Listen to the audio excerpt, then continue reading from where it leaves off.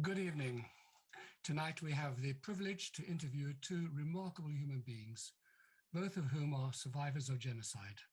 Both have been awarded the British Empire Medal for their role in telling the stories and ensuring that the truth will out.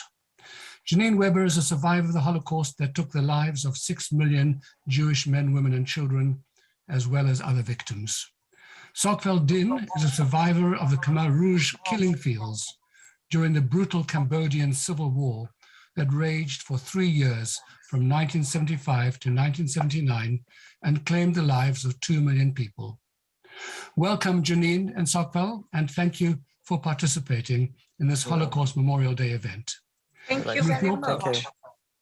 With your permission, I'm going to read a summary of each of your stories so that we'll have time in the 1 hour that we have to explore some of the themes that emerge. And we'll start with your story, Janine. Janine Weber was born in 1932 in Lvov, Poland. In 1939, Lvov was occupied by the Soviet army. However, following the invasion of the USSR in June 1941, Lvov came under the authority of the Nazis, and under German rule, the persecution of the Jews started immediately, and Janine and her family had to move out of their home. They moved into a house on the outskirts of the city, shared with 3 other families. Janine's family were only permitted to bring 1 suitcase and had to share 1 small room in the house. Jewish civilians in this area were also subject to frequent German raids on the houses. In an attempt to stay safe, Janine's family decided to dig a hiding place underneath a wardrobe in their small room. But this hiding place was only big enough for Janine, her mother, and her brother. And when the day came that their house was raided by the German authorities, Janine's mother took her children into the hiding place. During the raid, Janine's father, who was not able to fit into the hiding place, was shot, and her grandmother was taken away, and she never saw her again. Shortly after this, the family were forced to move into the ghetto. The living conditions were appalling. And soon after arrival, her mother contracted typhus and died. She was 29 years old. More members of Janine's family began to contract the endemic diseases that were rife in the ghetto and died as well. Other members of the family were sent to Belgic extermination camp, where they were murdered on arrival. As things became more desperate for her family, Janine's uncle managed to find a farmer that was willing to hide Janine and her aunt, Roger. But this situation soon took a turn for the worse when the farmer hiding them began to harass her aunt. And Roger was able to escape, but Janine was kept locked away. Eventually, the farmer released Janine, and she was sent to another farming family, this time with her brother Tunio. However, a few months after Janine and Tunio arrived, the family's daughter brought an SS man to the farm, and Tunio was shot, and Janine narrowly escaped with her life. Janine then managed to hide her Jewish identity from a Polish family, and she worked for them as a shepherdess. It was not long before the family discovered that Janine was Jewish, and they gave her a train ticket to go back to Lvov. Before she was separated from her aunt, Janine was given the name and address of a caretaker who worked in a convent in Lvov. The man's name was Edek.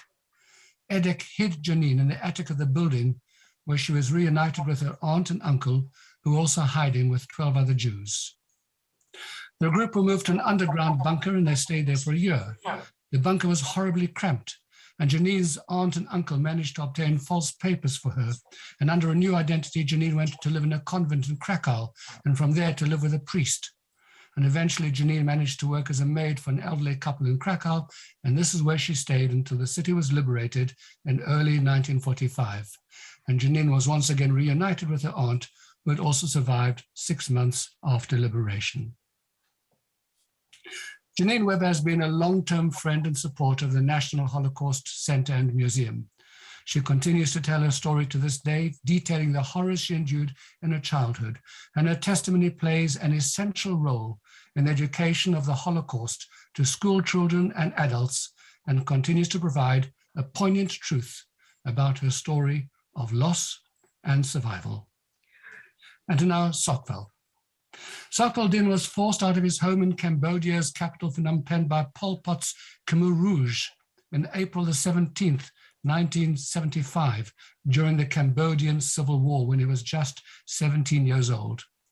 His ordeal began with a terrifying experience when he opened the door to two soldiers wearing all black, one of whom pointed a gun at him and threatened to shoot his family if they did not leave home immediately and get out of the city. I remember it clearly. I will never forget that image of this horrible face. I was thinking, this isn't true.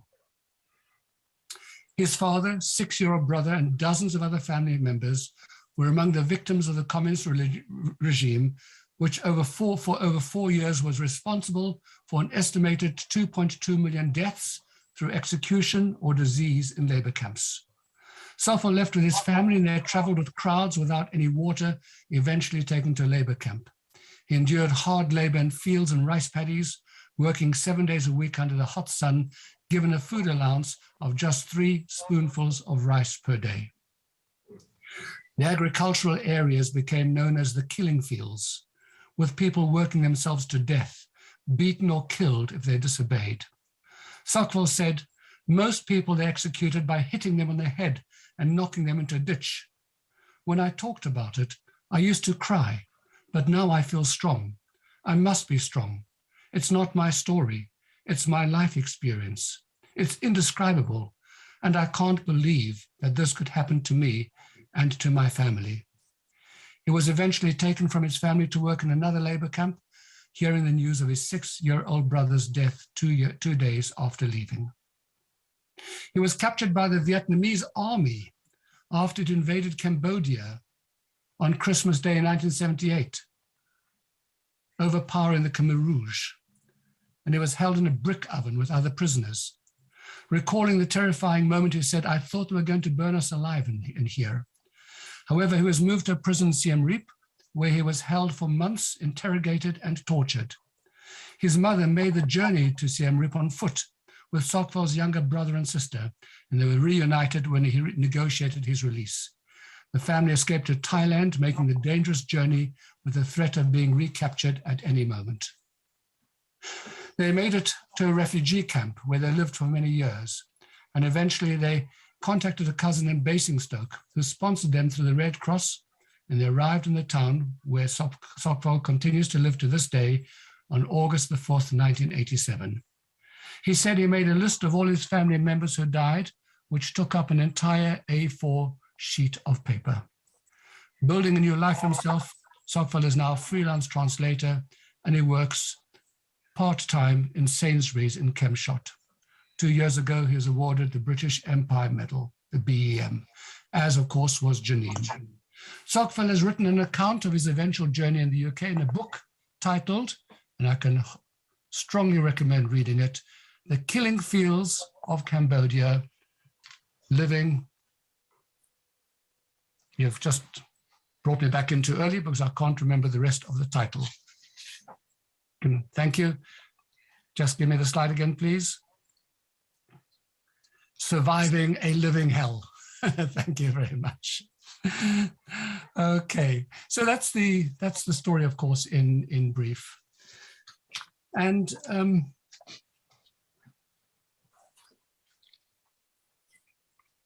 Janine and Sockville, both of you have lived through and experienced terrible historical events that are officially designated genocides. But they were very different in their scale and, more importantly, in their purpose. The Jewish genocide was a carefully planned and brutally executed attempt to eliminate the Jewish race. The Cambodian genocide was not primarily directed against race, although there was a racial prejudice by the Khmer Rouge against fair-skinned Vietnamese, but it was against a class of people. So Sockville, can you briefly give us an explanation of what motivated Pol Pot's Khmer Rouge to so shockingly treat people like you and your family when they gained an upper hand in the Cambodian Civil War? Hello, everyone. Good evening, ladies and gentlemen, everyone. Thank you for being here today. The reason of the genocide happened in Cambodia, it's been a fairly long time, since 1970. because between 1970 to 75, Cambodian had a bit of disagreement and a bit of civil war fighting among each other with the help of American. And then some Khmer people, the peasant mostly, they joined the Viet Cong, joined the communist troops, and they become Khmer Rouge. They call Khmer Communists. So 1975, in April, they won the war, they liberated, they took over Cambodian, the city, Phnom Penh city, in the whole country. That's the reason. And also the reason they hated the capitalism. Anyone you can read or write or wear glasses or spectacles and everything, they execute them because they think they are bad people. They cannot change or wash their brain. So easy to keep the peasant one because easy to tell them and to lie to them, they will believe you.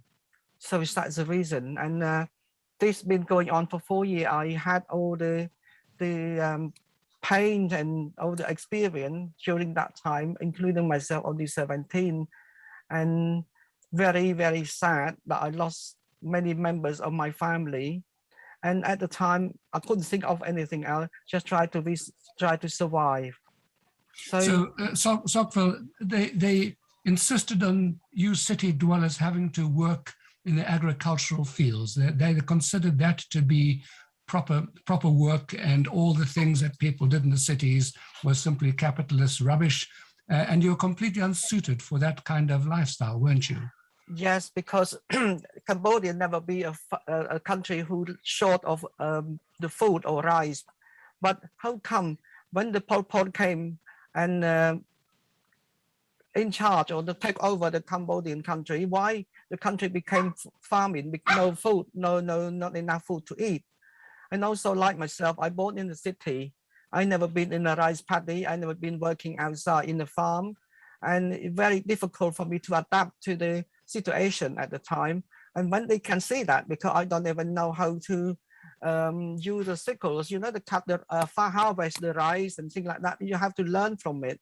I have to start to make myself like fit in with the farmer as a peasant, you see.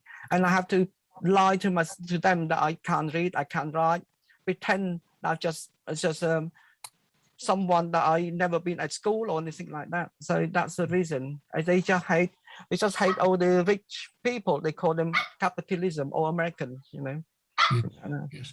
And these soldiers, by the way, were uneducated teenagers, weren't they?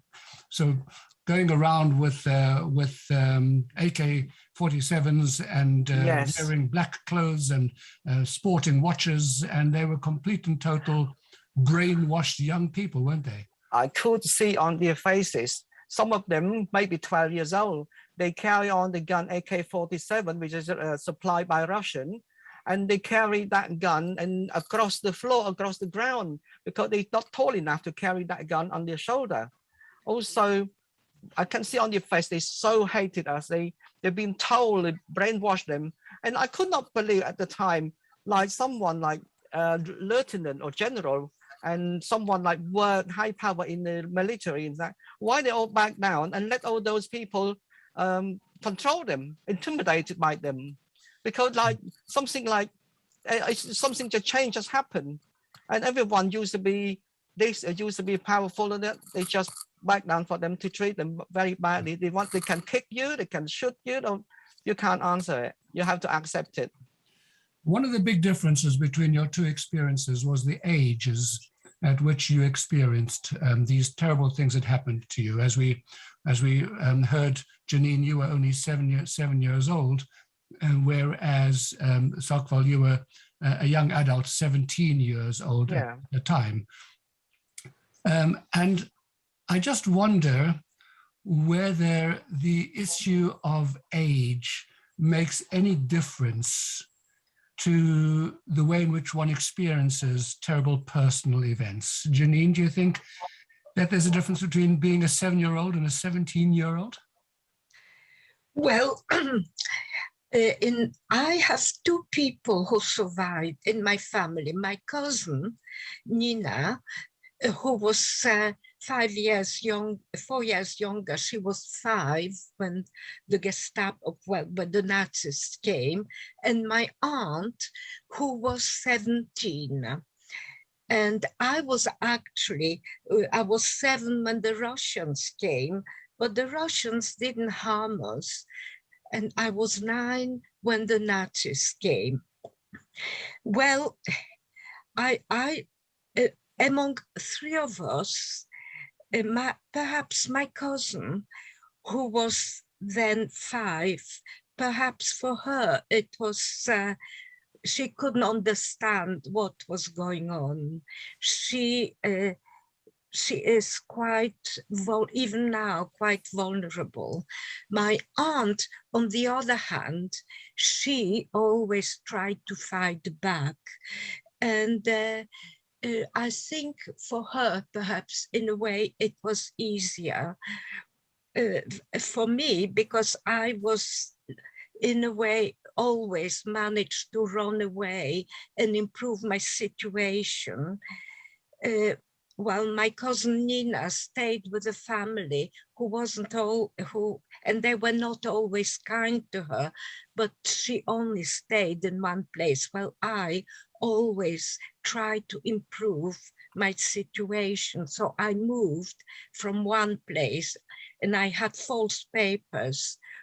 So I moved from place to place. I don't know if it makes any difference. I think after the war, people thought that having been a child, I will forget and I shouldn't speak about it and try to forget. But I don't think even the small children, they cannot forget what happened. And I certainly haven't forgotten. And I remember a lot of details. Whether it was more difficult for me or less difficult, I don't know. I think everybody suffers in a different way. And I don't think there is a sort of hierarchy in suffering, you know. For some people it's more difficult than for others. Yes. One of the other striking differences between your 2 stories is the issue of family. Because as we heard in the introduction that I read, your father was shot. You didn't actually witness it, but it happened almost in front of you. Your grandmother was taken away. Your mother died a few months later at the age of 29. And so you have grown up without parents. You had your aunt, and you've just, she survived, but you never grew up with family. A little bit later in this extraordinary episode, which we may have time to come back to, your brother Tunja was shot. So you lost all the members of your immediate family. And you, Sokofo, although you lost immediate members of your family, your mother was the heroine throughout all of those years. And she was there for you in the most remarkable way, an extraordinarily courageous and brave woman who came with you even when you emigrated to the United Kingdom. Yeah.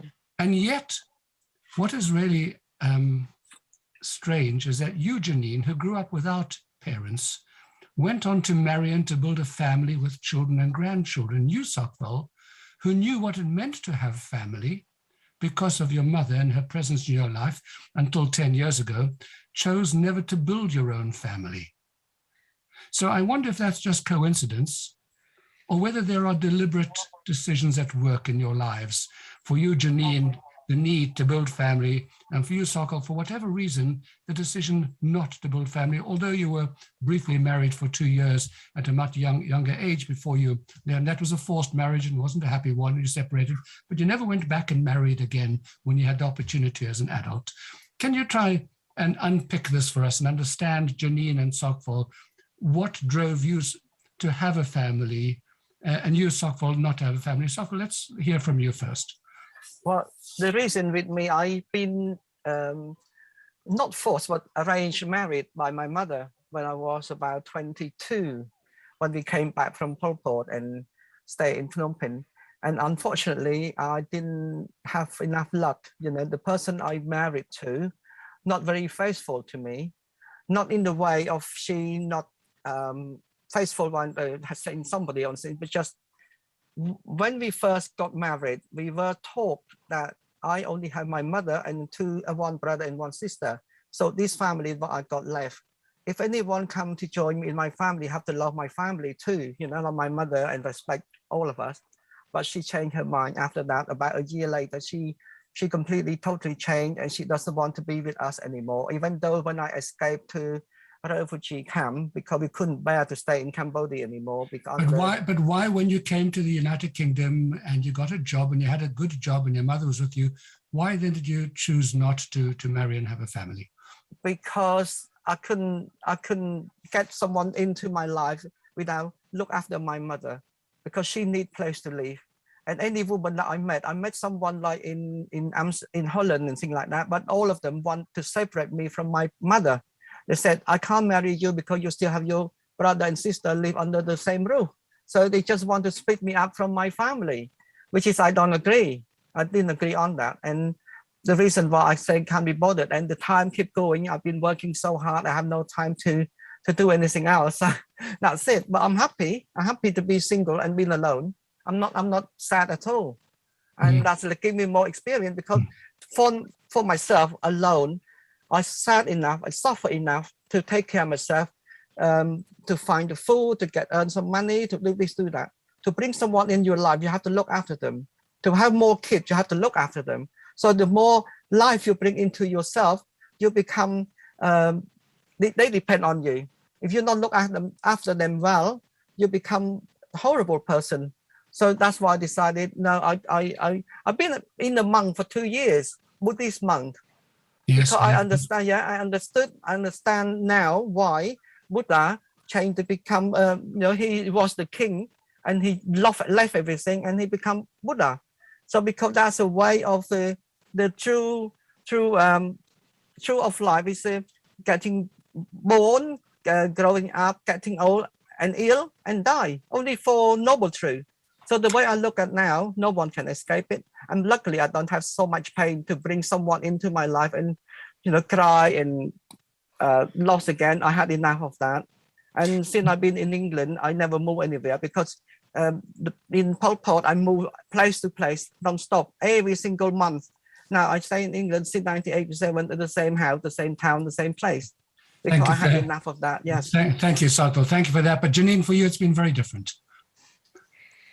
Well, I was from when I was 9, from then on, I was alone. For a year when we were hiding in that hole, I was with my aunt and my uncle, but then they stayed in Lvov. They were hiding for another year. And then I was in a way free because I managed to get false papers, but then I moved from place to place, from convent to convent, then priest, then eventually I found a job as a maid and I stayed with that family. But from 9 years onwards, I never had a family. And then after the war in 45, when my aunt came to fetch me, she put me in a children's home in Paris. We were in Paris then. And I was with other Jewish children and we went to school and they sort of tried to create an atmosphere of a family atmosphere. And also, as I told you, we never talked about the war to the point that I didn't know anything about what happened to my best friend, the French young woman who was my best friend. And we were just supposed to lead a life in an orphanage. And that's what happened. So getting married and having a family was important for you? Well, no, I never thought of getting married, to be honest. No, I eventually came to England but I was then 24. And I originally came for only a few months, but then I met an Englishman, my husband, and then I had my love children. Followed. Well, yes, but I've always been sort of worried that I didn't really know that I wasn't the right mother. I didn't know if I was doing the right thing because I didn't have a mother to teach me what to do. And luckily, my two sons are absolutely wonderful people. And I don't know if it's thanks to what. I think mainly that I think it's probably because they have a wonderful mum. Well, I Probably never a thought wonderful I dad was. as well. I always thought the opposite because I didn't have an example of what a mother should do and or not do. Sure. I want to just focus on one other significant difference in your experiences. Janine, while you undoubtedly witnessed brutality and lived through these terrible years in fear of your life, fleeing from place to place, by contrast, you, Sokval, were brutally beaten and you were starved, you were stricken with malaria, you were physically abused. I wonder whether these differences have had an impact upon your attitudes in later life towards your tormentors. Because I know, Janine, you have preached a story constantly of tolerance. I have never heard you demand revenge. But I wonder, Sokval, when you talk about still having nightmares, whether you can, because of what you experienced physically, whether you can eradicate the bitterness of what happened to you. Yeah, for myself, I never forgot the nightmare. It's always in my heart, in my head, and then I know what's to cope with that, because the reason being because when you get older, you tend to more understand and you cannot turn the clock back. Yes, I get very upset and disappointing that I could not face the Khmer Rouge leader who destroyed the whole country, and to ask them question, why they do that? Why did they do that and had to destroy my life, my future? How dare they do that? They got no right to do that to me, Cambodian, as a Cambodian person. Why I have the choice, I have a freedom to choose. So why they got inside the Cambodian, the whole country, and taking over and change from republic to communist, the communist rule. And all those communist rule learned from different countries, from China, from Russia. But how the communist Khmer Rouge got all the weapons, all the guns and everything supplied to them. There's all this is connected to the people outside Cambodia as well. And all the Khmer Rouge leaders, they're not educated in Cambodia, they're educated in France, in Paris. So all this political that you don't understand at the time. But when I was in the Pol Pot killing fields as a 17 years old, yes, I was traumatized, very upset. But one thing that hope made me want to leave is to see my mother. And also my father, they took him away for they say training. They never came back, along with my uncles and two of my cousins. And a lot of people disappeared through execution. And it's too many to cry, too many to count. And at the end, you just say, I had enough and no more tears now. I couldn't cry anymore. But even I hear in your words, Sokval, I hear anger. You're still angry. You would want revenge? I don't want to revenge, but I like to have justice. I want the international law, the world to see why people like myself, like my family, my father, my mother, all of those, die in the killing fields through the execution, through the rule of Khmer Rouge, never get any justice. And they have anything to say. That's why I'm doing this, just to wake up for every Cambodian people in Cambodia.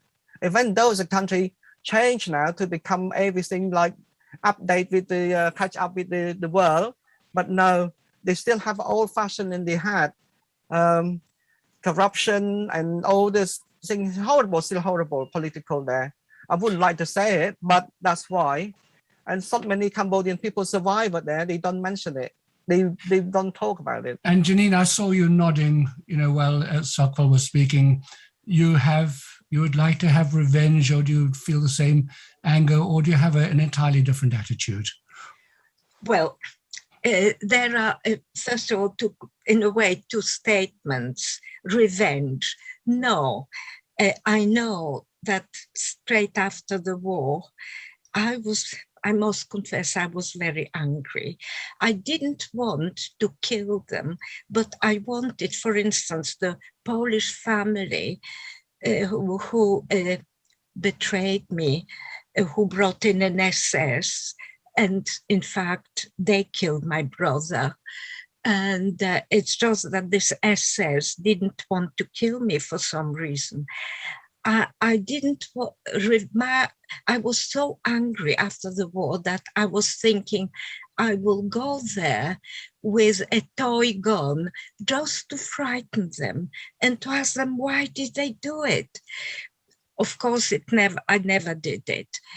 But I don't want really revenge. I agree with Sappho. I want justice, and they should have been judged, and they should have been tried, and if necessary, sent to prison.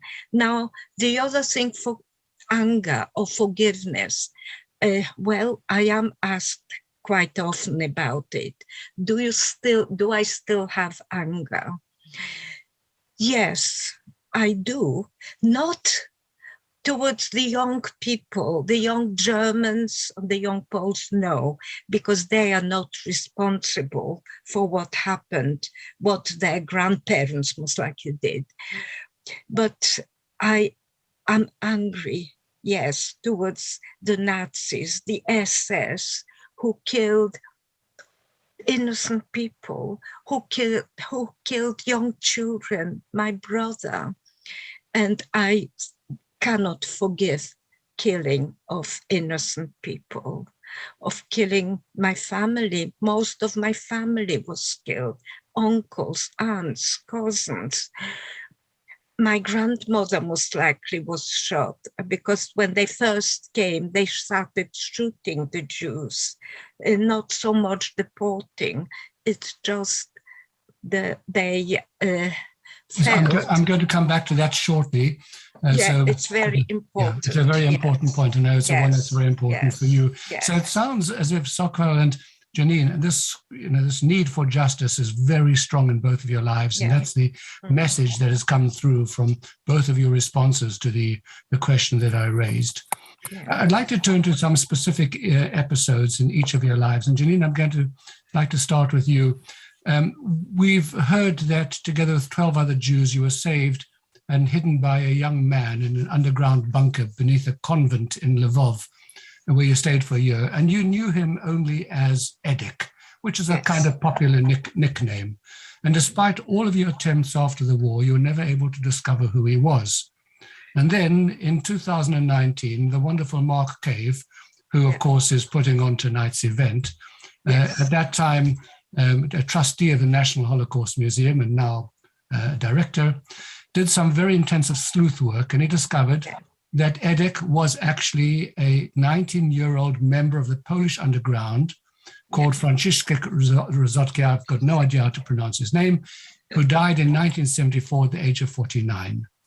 And apparently, according to a newspaper report that I read, when you found out his identity, you were visibly moved. And I wonder why it is so important for you to know the name of this person and what difference it has made to you by knowing who he was. Well, obviously he saved my life. He took tremendous risks. We were 14 in that bunker. And, I stayed there for nearly a year, but the others continued for another year. He was in fact caught on 2 occasions and he managed to escape. But he is a hero and somebody who takes risks for what? Just because he considers us as human beings. And I really was so grateful to him. All my life, I wanted to thank him. Fortunately now, his name is in Yad Vashem, as you know about it, I suppose. So he has been celebrated by Israel. But of course, I didn't thank him because I left Lvov, and in the middle of the night, I escaped from this hole, and then I never went back to Lvov. And in fact, after the war, he went to Krakow, but of course I didn't know about it because I came to France with my aunt, and I haven't been able to thank him. But has anything changed for you as a result of knowing who he was? Has there been any kind of, forgive me for using this word because it is probably entirely the wrong word, but did it bring any sense of closure for you? Well, the closure is that I know that he was recognized by Israel as one of the heroic people. And, you know, so I am glad of that. I'm glad that to know his name, and Mark Cave, who is a great friend of mine. I was so thankful to him. He spent hours trying to find out, and everything was in Polish. He had to translate everything. So for me, in a way, it is a closure, yes. It just, I regret that I never thanked him, but at least he was recognized of what he did. Yes, yes. Sokval, if it's not too painful, I'd like to take you back to two chilling episodes in your life. And I hope you'll forgive me if it is, and if you find it too painful, then we can move on. But the first one is you're being moved with your family and others from Phnom Penh, and you're going from village to village. It's very, very harsh circumstances. You're given very little food. The circumstances are absolutely brutal. You're living lying on the floor in little villages. You're being eaten by mosquitoes. You get no food. Your grandmother's traveling with you, and she's getting progressively weaker and weaker by the day. She's even suffered some form of stroke, so she can no longer walk, and you're carrying her day by day, and she just has a complete lack of food, and she is not doing well in the rigors of these brutal conditions. And you sleep next to her on the floor in this little hut door in the open one night, and you try to feed her, but she's just not taking any food, and you're lying next to her that night. And when you wake up in the morning, you touch her and you feel that she is cold, and you discover that she's died during the night. She's cremated in the Buddhist tradition. They dig a trench and they put some firewood in, and you sit there and you can't cry. There are no tears for you. A little while later, going forward by some time, when you're laboring in the killing fields and your mother and your brother and sister are in a village close by, you're able to visit them from time to time, but you receive a message that your brother Kosal is ill with malaria. And you visit them, and he and your sister are absolutely swollen with malnutrition, and they're racked with malaria. But you have to leave because you have to go back to your labor camp, because if you don't, you're going to be beaten. And as you leave, you hear your brother's crying voice, "Please, brother, don't leave us. Don't go. Please don't go. These evil people are taking my brother away from me. You will all burn in hell." But you have to leave. Yeah. And 2 days later, you receive a message that he has died. Right. How does one have the strength to lead a normal life after experiences such as these? In fact, one of our viewers put the question a bit more strongly. He asked, is it possible to forget the trauma in moments of joy? Yeah, it's not that easy to forget. I never forget, but I'm not silent. The reason I'm doing this because I want to remind myself the trauma or the pain that I've seen and endure. And then you got to think it's the past, but the past It's a history, but that history never forget. And the reason, because when like my grandmother, I was really close to my grandmother, apart from my mother. She always looked after me. She always kept something for me after school. She always have some little cake or little thing for me.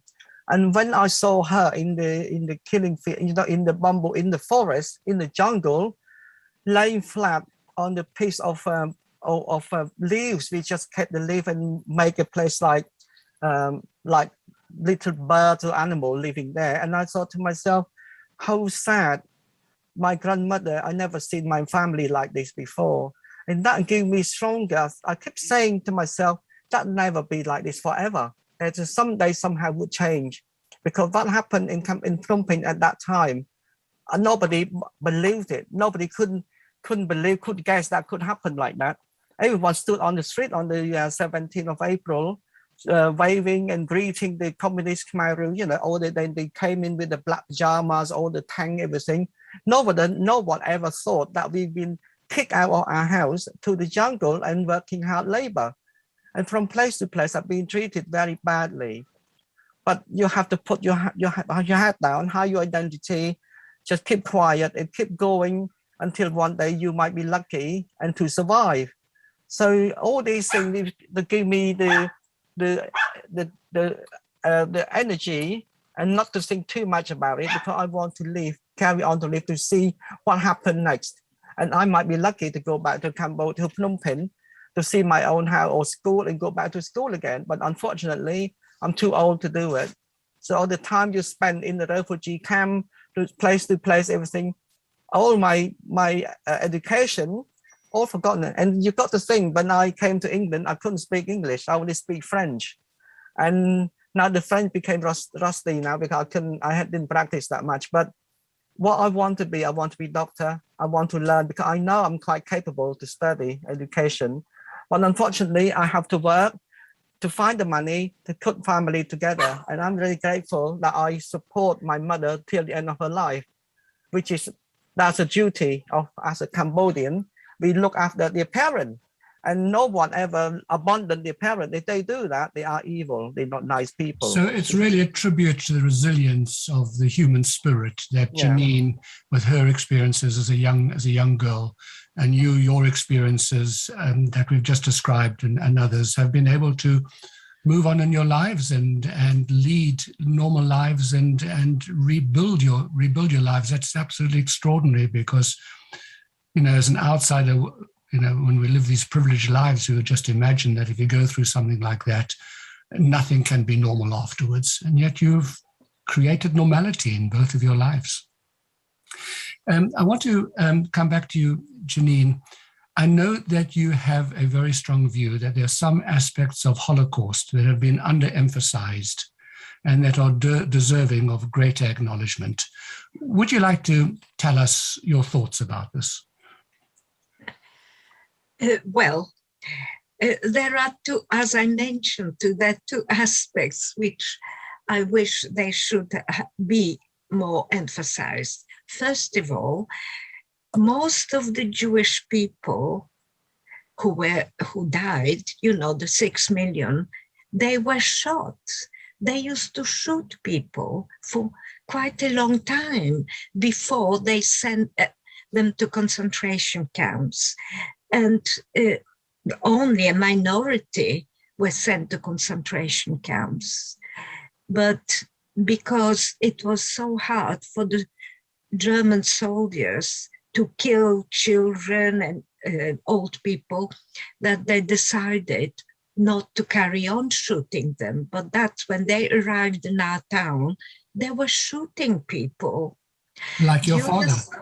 Like my father, my grandmother, Nina, my cousin's father, and her brother, they were shot.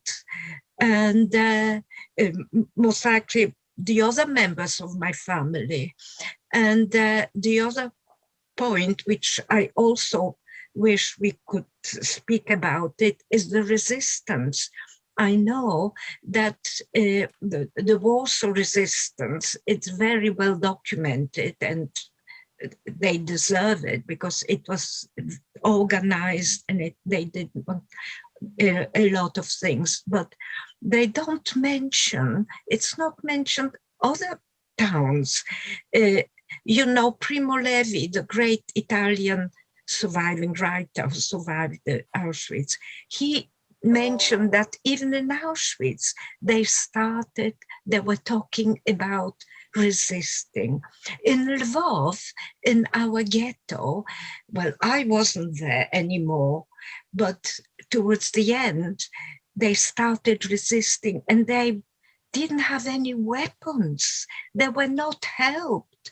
They were not helped by the Poles. They were not helped by the Ukrainians. It was just the opposite. But they decided to gather and to resist and to fight as well as they could. So I wish we could mention more often. In Lublin as well, another Polish town, where there was a resistance. In some Jewish people escape from one of the camps in the eastern Poland. I just cannot remember offhand the name of the camp. They rebelled, they killed the Nazis, and they ran out. And I wish it could be mentioned more often, the resistance. Yes, and there has been this whole sort of story about sheep to the slaughter and that they were didn't resist. And you're really saying that actually there is an untold story of resistance that is other than Warsaw Ghetto. And thank you for mentioning that. Perhaps we'll hear more about that. Sokval, was there any attempt at resistance towards these young brutal soldiers in the Khmer Rouge? Yes. At the moment, I believe some of the evil communist regime or communist soldier or group still alive and living well in Cambodia. And no one ever discovered their identity. They just hide their identity and still blend in with the people. And even those, the leader of the communists, most of them die now, but some of them still alive. And to say that you pinpoint, I mean, like myself, I seen when I was in the refugee camp, I met one of the Pol Pot soldier. But when you see him, you just think, yes, this man is a Pol Pot soldier. He might kill many people, but he didn't kill me. But then myself thought to myself, said, I'm not going to take revenge on him because he got family, he got children with him as well. And that person, I think, how can I take revenge and kill somebody back because they killed my family? I think I couldn't do it. Because I couldn't do that, even though I'm very angry or upset. I just want to find some justice to punish that person. Someone I can do that. But no, it's still ongoing in Cambodia. It's not really stable. This political involved and so many bribe and, you know, so many things happening there. Let me ask you about your faith. After you were able to escape, you became a monk for a period of 2 years. Yes. And if I'm not mistaken, I think you still remain a devout Buddhist. How important for you has faith been in allowing you to survive your ideals, recognizing that both you and Janine faced the very worst human behavior and lived at a time when there appeared to be a God who was not listening? I nearly got executed a few times. But I believe in faith because I believe always pray to my grandmother after she passed away. I always pray to my father, they took him away, and everyone else, I keep praying. My faith is to believe that I have someone up there to look after me or protect me. And the one night, the Pol Pot soldier took me in the group from the village to have a meeting, and they got my name on the list. They called all the young teenagers between 14, 15, 16. One family lost her 2 sons because he went off and he's thinking he's going back to school. But actually it was execution, but he never came back. And that night I remembered they called me completely in the dark. We sit there, listen to they're telling the story about the regime, about how good they are. They rescue us from the capitalism and blah, blah, blah, you know, the whole lot of that. And then they called the name. They said, now we're selecting a few one who got opportunity to go back to school to study. And they called my name out. say Sok Pao. And then one of the ladies, she was the head of the group, because when we go out in the jungle, they make it like 10 family as a group, and she's the head of the group, and she's the one know exactly where we came from. She knew everything about our background, and because she was working with my father, under my father, in army, and she wanted the wife of the army, the soldier. She told me, say, sit down, it's not your name Sok Pao Din. And I said, why? I want to go back to school. Why you stop me? She said, sit down, just sit down. You're not. And she told the Khmer, the communist Khmer soldier, say, no, he's not Sok Pao, he's Sok Pao Din. So his name not the one on that your list, so different. So that night I was lucky to escape that. Otherwise, I never see my mother again. I don't know why that night I really want to go back to Phnom Penh, to school, because I thought, oh, I might go back to Phnom Penh to see my house again, and I might be better to bring my family back to Phnom Penh. I didn't think that the way they trick her to say, yes, I want to go back to school, they just want to execute you. Thank you. Yeah.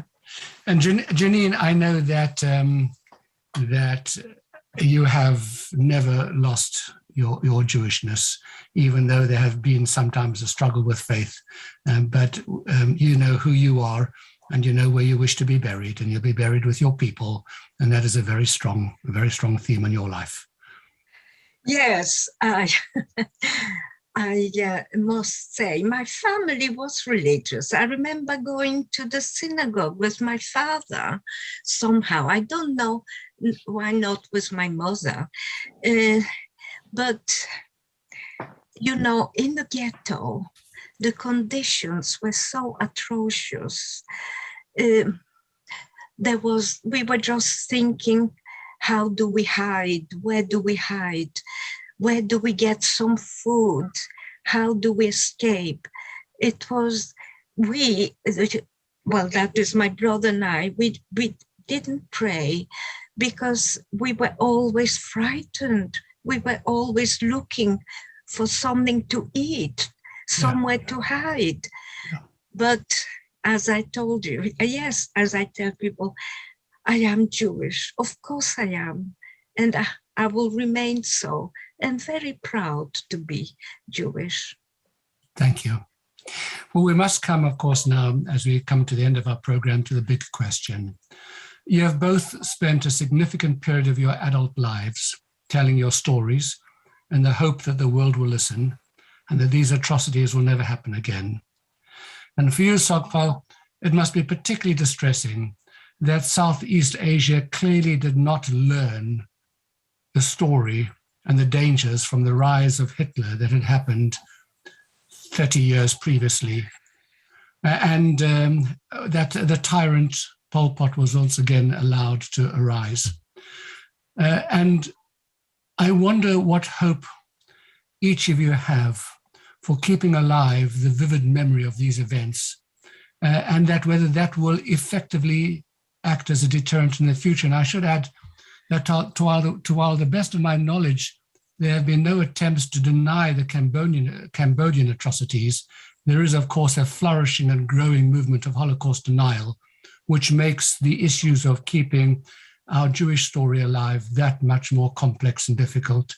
So for all of your experiences and what you have seen of humanity and the evils of humanity, are you optimistic? Do you feel that your stories will be a deterrent? Is there a way in which we can keep these stories alive, and what real difference is it going to make? Why don't we start with Sok Pao, and then we will conclude with Janine. Yes. For me, optimism maybe not, because this world these days is material world. Everyone thinking about money, profit. They cut the forest down. In Cambodia, they cut all the forest down, and everyone, should make money. $1 million became millionaire over the night, 24 hours. Even let alone my property still standing in Cambodia, in Phnom Penh. My properties many places. My mother have a lot of properties there, but I could not have it back. How sad is that? Because those people took over my property, they became millionaire because those property now $6, $7, $10 million. And how they do that?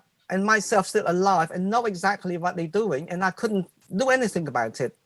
That's a sad thing. And optimism, no, because I think as soon as the people the same, they might not, the people now in their mind, justice or be nice and kind seem to be hard to find.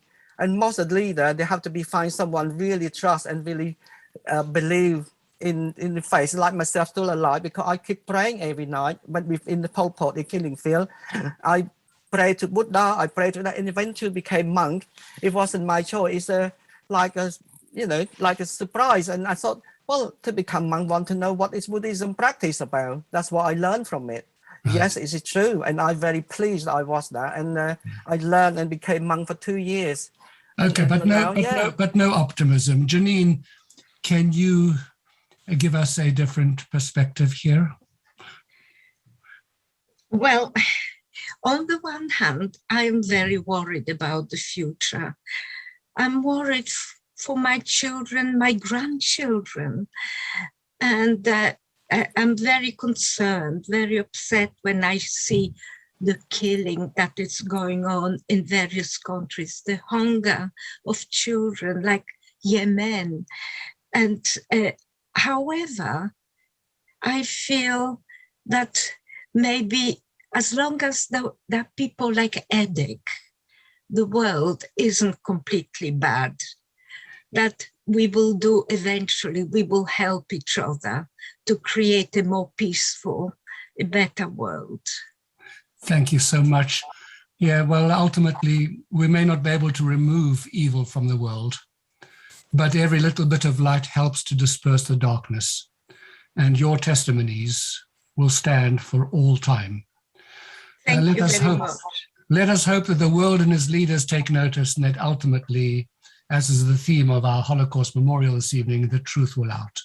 And thank you, our audience, for participating tonight, and Uptown Events for expertly hosting this webinar. Thank you so much, Janine and Sakal. Your stories are inspiring. Your courage is enormous. You have given us tremendous strength. It's been hugely interesting. It's been really something special to be able to have the two of you and to hear your stories. And to our audience, can I just remind you that you can log on to the next part of our Holocaust Memorial program at 7:30 this evening in half an hour, when we'll be lighting candles and putting your questions to a distinguished panel. And the log-on details for 7:30 are exactly the same as the log-on details and the way in which you came into our session this evening, whether it was on Zoom or via US TV. But thank you so much all for joining us. And Janine and Sakal, may we wish you good fortune and happiness in your lives, and a healing for all of the pain that you've suffered. And thank you so much for sharing your stories together with us. Thank you. You're welcome. I'm very pleased I have opportunity to talk about it. But I hope my experience could give some people some idea in how to create a better world. Plus, for the young generation, for your grandchildren, your family, for the people, not think too much, to be greedy too much. We like to live in a simple life and love and care. Especially respect your own parents. That's what I want to say. I always respect my parents. And they should read your book as well. Janine, last word from you. Thank you. Thank you. All right. Well, good night to you all, and thank you so much for joining. Bye-bye. Thank you. Thank you. Bye-bye. Bye-bye. Bye-bye. Good evening, and welcome back to Southampton Synagogue for the continuation of our Holocaust Memorial Day 2022 program. After a really moving and insightful conversation earlier with Rabbi Shlomo, Janine, and Sokfel, it's time for our candle lighting memorial ceremony, which will be followed by an intriguing question time panel. Several hundred people are participating via the US TV and Zoom, as well as a limited audience here in the room. Thank you, everyone, for joining us. And thank you to our partners, the National Holocaust Center and Museum, Caroline Marcus Associates, the United Synagogue, and the Jewish Chronicle. The theme of Holocaust Memorial Day this year is One Day, a theme that has so much relevance in Jewish belief and our prayer services. Throughout the ages, whenever the Jewish people have been stuck, our nation has hung on tight to tikva, the hope that one day things will be different. We talk so much about not just living in the present, but also building for the future. And so in a sense, the fuel that drives us today is the hope of one day. This worldview is shared by others, and tonight in our synagogue, we feel united with people from all faiths and none in the commemoration, conversation, and determination required to make one day a reality.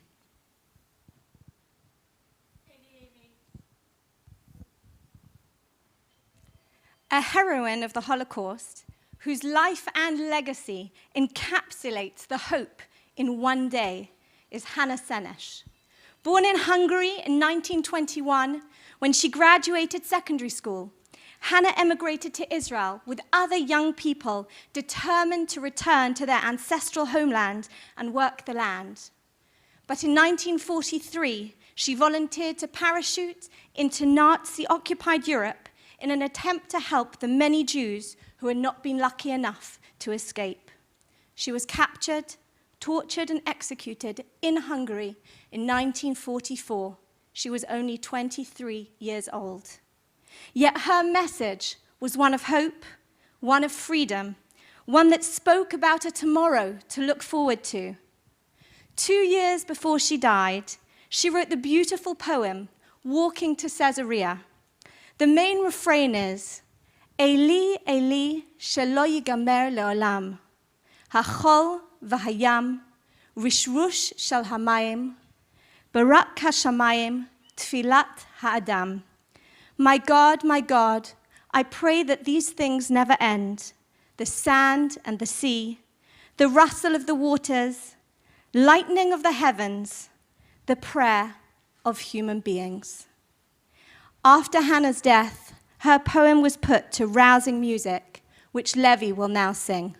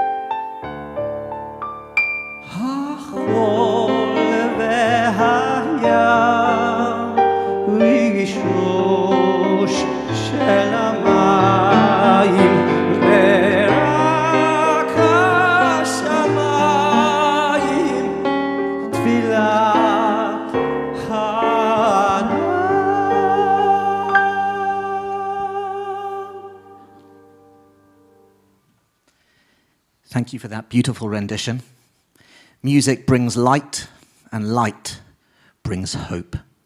Tonight, we light candles, 6 for the 6 million Jews who perished in the Holocaust, and the 7th candle for victims of other genocides. Yet these candles are not only a commemoration, they are the legacy of those who came before us, lighting up the way to the future of one day. The first candle will be lit by Councillor Sabrina Francis, Mayor of Camden.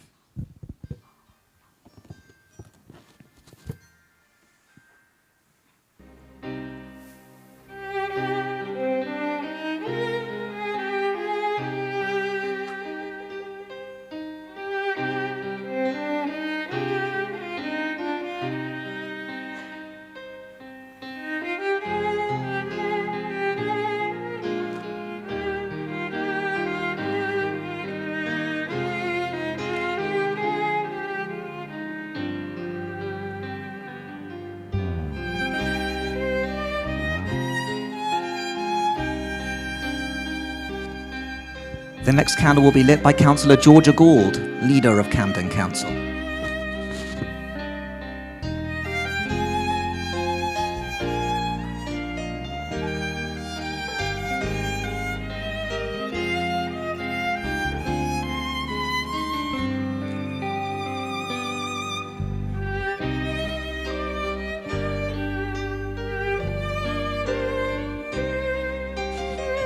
Candle number 3, Councillor Oliver Cooper, leader of the opposition of Camden Council.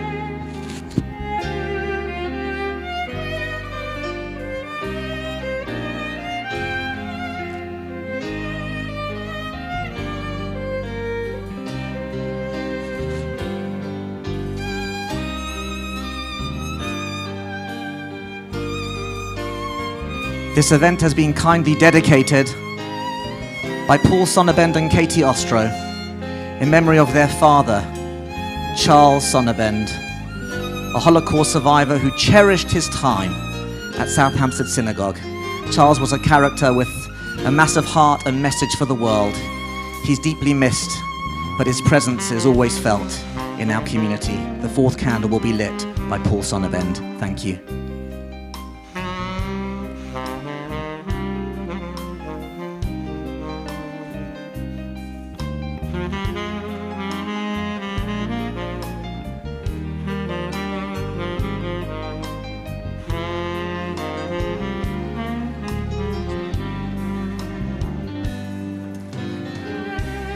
Canon Dr. Giles Fraser, representing other faiths. Thank you.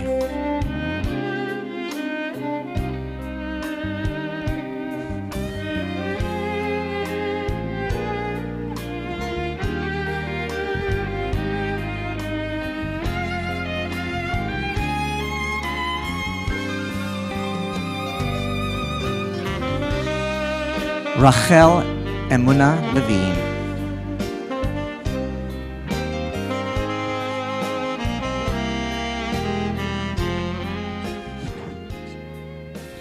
I am lighting this candle in memory of the 1 million children who perished in the Holocaust. Yehi Zichron Baruch. May their memories be for a blessing.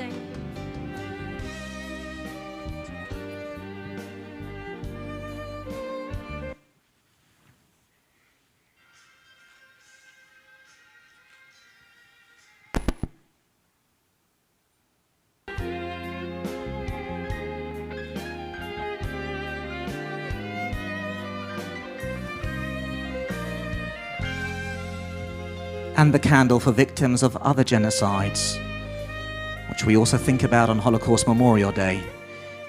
Julie Siddiqui, MBE.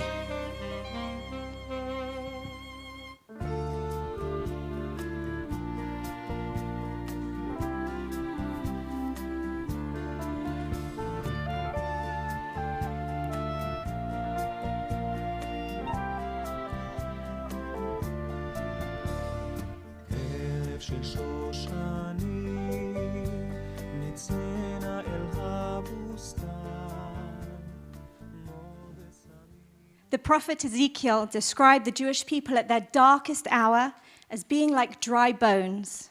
As they despaired, they said, Avda tikvatenu, our hope is lost, and God promised them that they would regenerate. This has become the mantra of the Jewish people, and one we share as a global community on Holocaust Memorial Day. Od lo avda tikvatenu, our hope is never lost. These candles represent our commitment to never forget the past and to face forward, to never lose hope in the future. Hope in peace is so strong that it forms our greatest prayer, Oseh Shalom. Rabbi Lord Sachs of blessed memory said, optimism is the belief that things are going to get better. Hope is the belief that we can make things better. Optimism is a passive virtue. Hope is an active one. It takes no courage to be an optimist, but it does need courage to hope. This evening is an evening of courage for all humanity, an evening of hope, an evening where we dream of peace one day. To close the memorial ceremony, Levi will sing the Rabbi Sachs version of Oseh Shalom.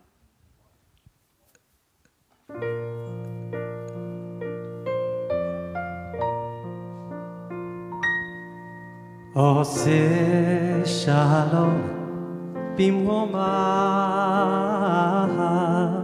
הוא יעשה שלום, שלום עלינו, והכל ישראל, והכל ישראל, ויאמרו, ויאמרו אמן. עושה שלום במרומיו, הוא יעשה שלום, שלום עלינו, והכל ישראל, והכל ישראל, ויאמרו, ויאמרו אמן. עושה שלום, שלום במרומיו, הוא יעשה שלום, שלום עלינו, והכל ישראל, והכל ישראל, ויאמרו, ויאמרו אמן. עושה שלום, שלום במרומיו, הוא יעשה שלום, שלום עלינו, והכל ישראל, והכל ישראל, ויאמרו, ויאמרו אמן. עושה שלום, שלום במרומיו, הוא יעשה שלום, שלום עלינו, והכל ישראל, והכל ישראל,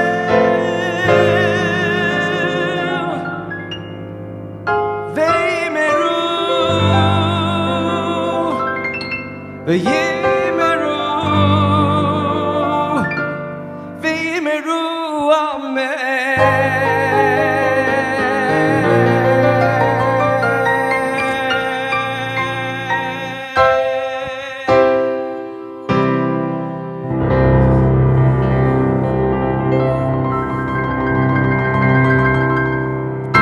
Amen. Thank you to all those who lit candles. Thanks for the singing, and to everyone who has contributed kindly their donations to create light tonight. Mark Cave is a long-standing member of our shul and a dear friend. He is also director of the National Holocaust Center and Museum, the only place of Holocaust learning in the world founded by Christians. He spent 30 years as a strategist and entrepreneur in advertising. I remember those times well, Mark. And as a producer of documentaries and short films. His work has won over 200 awards, including for the Holocaust short films Edek and Stand Up. May I ask, just before I hand over to Mark, anyone on Zoom who will be posing questions to the panel this evening, please make sure that your proper names are showing on Zoom so that we can spotlight you at the relevant time. Mark Cave and our panel, over to you. Thank you, Ellie. Is this thing on? Can you hear me? Yes, good. That was a wonderful thing from all the Levine family. Hope peace one day indeed. But we can, I think, help ourselves a little bit towards getting there and being active in that. So, if you will, a slight change of tone. If you take the high road, Ellie, then this is some way the grittier lower road, because there are things that have persisted for 2,000 years which still trouble society today. So here we are on an occasion to mark Holocaust Memorial Day, the Holocaust being possibly the world's greatest atrocity that the world has ever seen, the root cause of which is the world's biggest conspiracy theory. And I want to talk a little bit about that before we take questions from you on the floor and people watching on Zoom, just to give you some context and some pictures to show you to get you into the zone, I suppose, because there is some quite challenging stuff. The reason I take great pride in running the National Holocaust Museum is, as Ellie says, because it is the not Jewish one. Because the incredible Smith family wanted to build bridges. They wanted to take responsibility for what has happened in history and how it might affect our lives today, all of us. So it's a kind of safe space for difficult conversations, and I hope that that's what this will be tonight. There are some quite chewy questions, and it is all meant to be respectful and in a tone of just mutual cohesion, because that's what we are hopeful of. So, just to give you some kind of some cues for what this is all about, I said that this conspiracy theory exists right up until the present day. Actually, right here at Southampton Synagogue, 2 years ago, should be some pictures coming up on the screen, was an example of one of them. This was in December 2019, where somebody had come up with a bright idea of writing on our walls here, and actually all over Belsize Park, the conspiracy theory that the Jews were behind 9/11. If you could go on to the next pictures, and again. In the clean-up, I have to say, and I think these pictures, by the way, were taken by Oliver Cooper in the room tonight, lighting a candle. I felt slightly sickened, not only because of what had happened, but because it was like watching Kristallnacht the morning after as well. The resemblances are horrible. Even more recently, I mean, literally we're talking about in the past couple of weeks, we've seen somebody who was doing a wonderful job at Grenfell Tower as a support and social worker. It transpires that she came out and blamed the whole thing on Jews, and the whole Grenfell appalling fire was a Jewish ritual sacrifice. So we'll be asking tonight, where do people get these perceptions? Where do these conspiracy theories come from? And what can we do to overcome them? And tragically, as we know, this time last week, the news was unfolding about things going on in Texas. Again, there were beliefs and assumptions in the attacker's heart about Jews, including, by the way, the fact that he thought the way to get the person he wanted to get released from jail was if he took the rabbi in Texas hostage. That rabbi could call the rabbi in New York, and that rabbi in New York could call the US government and get the person freed. So again, that's another trope about Jewish control, which many of us may feel is crazy and absurd, but lots and lots of people think about Jews in this way. So this is what tonight we'll be talking about. So, what can we do so that one day the truth, the real truth, will prevail? So with me tonight are 5 experts, 3 of whom I might say aren't Jewish. They might be much better placed than the Jews amongst us to give us some insight. So I need to first of all apologise that Lord John Mann isn't able to be with us. He had come down with a nasty case of COVID and couldn't even join online, but we wish him a speedy recovery. He does incredible things as the government's chief advisor on anti-Semitism in the worlds of football, on university campuses, and John, if you are listening by some remote chance, wish you a very speedy recovery so that you can keep on fighting the good fight. Tracy Ann Oberman, welcome. Tracy, as many of you will know, TV, theatre and radio actress and narrator, widely known for roles including Chrissy Watts in EastEnders, Auntie Val in Friday Night Dinner, and most recently, of course, Nancy Malinowski in Ridley Road. And by the way, she'll soon be playing a really rather different kind of Sherlock and a rather different kind of production of Sherlock. What did I say? Sherlock. Say more. Although it's a similar you're so kind of picky. Shylock. In The Merchant of Verona. Venezia.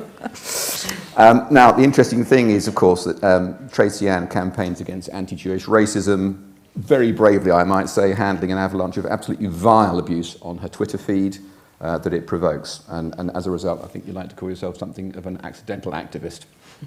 And you certainly do a marvellous job. Canon Dr. Giles Fraser, over on my left here. Giles is a priest in the Church of England. He was Canon Chancellor of St Paul's Cathedral.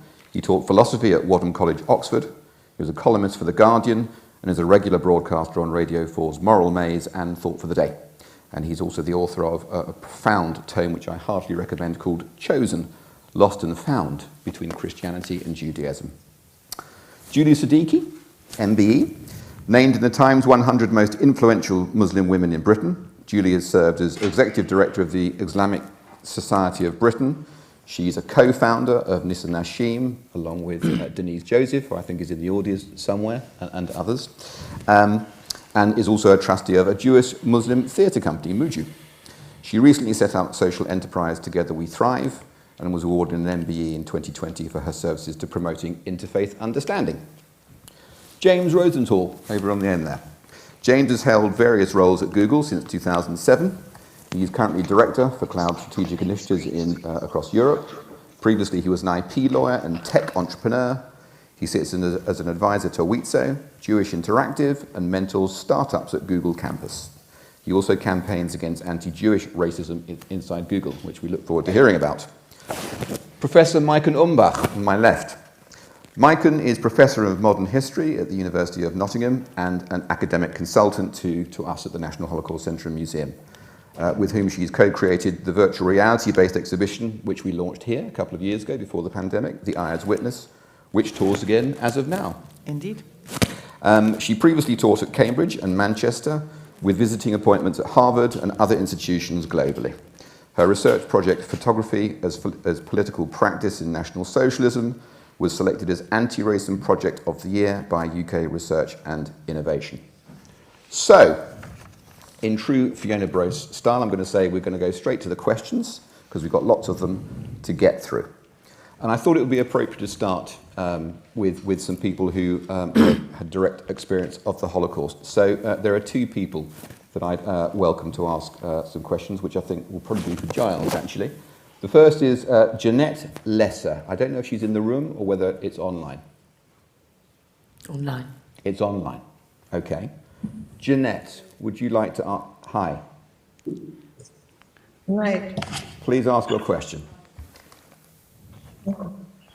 Can you hear me? Yes. Yeah. Right. First of all, may I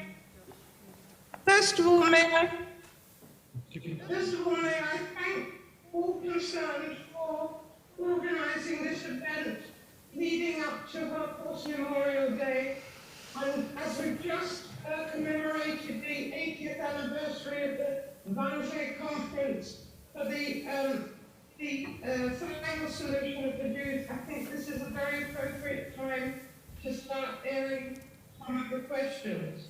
I would like to introduce myself. I am a daughter of Belgian World War II refugees fleeing from Nazi terror in the 1940 Dunkirk evacuation. My childhood was spent in cosmopolitan Belsize Park, and I encountered my first experience of anti-Semitism at the age of about 7 or 8 years, when one of my then closest friends said, "My mother says that I, my friend, must not play with you anymore because you are Jewish and you killed Jesus." My question is, what steps are being made by the educational authorities and the various church authorities to reintroduce some aspects of religious studies, particularly the history of biblical times, to finally dispel for once and for all the distortion of the true facts, which have contributed significantly to the anti-Semitism that has infected society throughout the generations and is today worldwide rising to frightening heights? Thank you, Jeanette. Giles, I think this is a question for you, but before you do, is Tom Keeve in the audience? Yes. Yeah. Great. Tom, I'd like to welcome you to ask your question as well, because it's quite similar in tone. If Jeanette was talking about basically the crucifixion trope, I think you want to ask a question which is different but similar. That's right, thank you. It's about the blood libel. Yeah. Which is one of the oldest and most persistent of anti-Semitic conspiracy theories. Do you want to explain what that is? The blood libel is the accusation that Jews kill Christian children, or at least a Christian child each Passover, in order to use their blood to make matzahs. Although this is quite a ridiculous issue, and is totally against all Jewish teaching.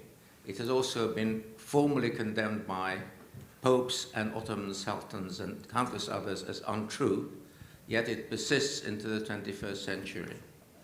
The motivation of those spreading the lies have been religious, racist, and most recently political.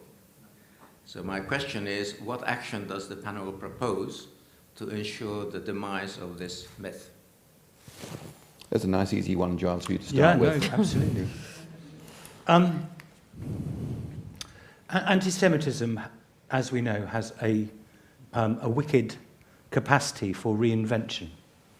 And the reason I say that is because if I say in the churches that I've experienced, I've been in, I haven't heard a blood libel expressed. That's not to say that I don't think there's anti-Semitism. It just reinvents itself in different forms. So the blood libel is invented in East Anglia in the 12th century. You know, it's this country's global contribution to anti-Semitism and a wicked piece of stupidity. Where anti-Semitism exists in the mainstream churches, I don't think it looks like that these days. I think it exists, but it doesn't look like that. I think that the blood libel does exist in quite vigorously in other parts of the world, but I think that the blood libel stuff is less prominent in this country. I think the stuff about the crucifixion and about Jews being Christ killers is much more about, but again, I would say that this wasn't the prominent anti-Semitic trope that exists within churches. I think that there's been a lot of work in the 20th century through the Roman Catholic Church, work of popes and theologians, to recover a completely different context for the Gospels and a much more Jewish context for the Gospels. And that work's really important, Gaza Vermeij and people like that. I personally think the most dangerous and difficult areas of anti-Semitism these days are around the way in which Christians talk about Israel. And I think that's a much more pernicious cover for anti-Semitism because it gives Christians a sense of their own righteousness in talking about Jews in a particular sort of way. So I think the way in which Christians talk about Israel is the really most difficult area. Blood libel, I'm sure it goes on in some fringe places, but I haven't experienced it. I have experienced anti-Semitism. Can I just say one tiny more thing? Yeah, sure. Yeah. My wife is Israeli. My boys are Jewish and Israeli. And we have experienced, I'm not Jewish, but my father was Jewish, so I have Jewish father, Jewish wife, Jewish children. So I'm very sensitive to how this works. We had about 4 or 5 years ago, outside the church that I'm the priest, had lots of anti-Semitic stickers, which were put there actually by Millwall football thugs, and they were pretty disgusting stuff. And I think we were targeted because my family's a Jewish family. And what I would say, even though there has been important work done in the churches, is that I don't think when I raised this was taken seriously enough.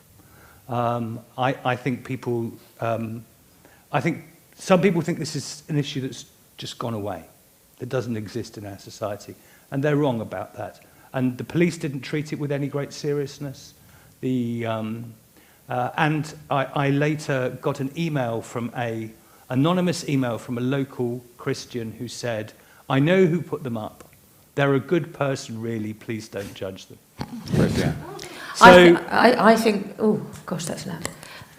I think what you was my experience on the ground of having been a part of so much anti-Semitism activism, and also the sort of concept of tropes coming back at me, is that the blood libel trope and the killing of Christ, also like anti-Semitism, metastasizes Yes. and changes, so that these days the tropes that are thrown back, which are still stem from that same idea that Jews are other, that they are not to be trusted, that there's a wickedness, that there's some sort of deceit. I've been told repeatedly that Jews poison Palestinian wells, that we are ethnically cleansing Palestinians, that I myself am a Palestinian baby killer.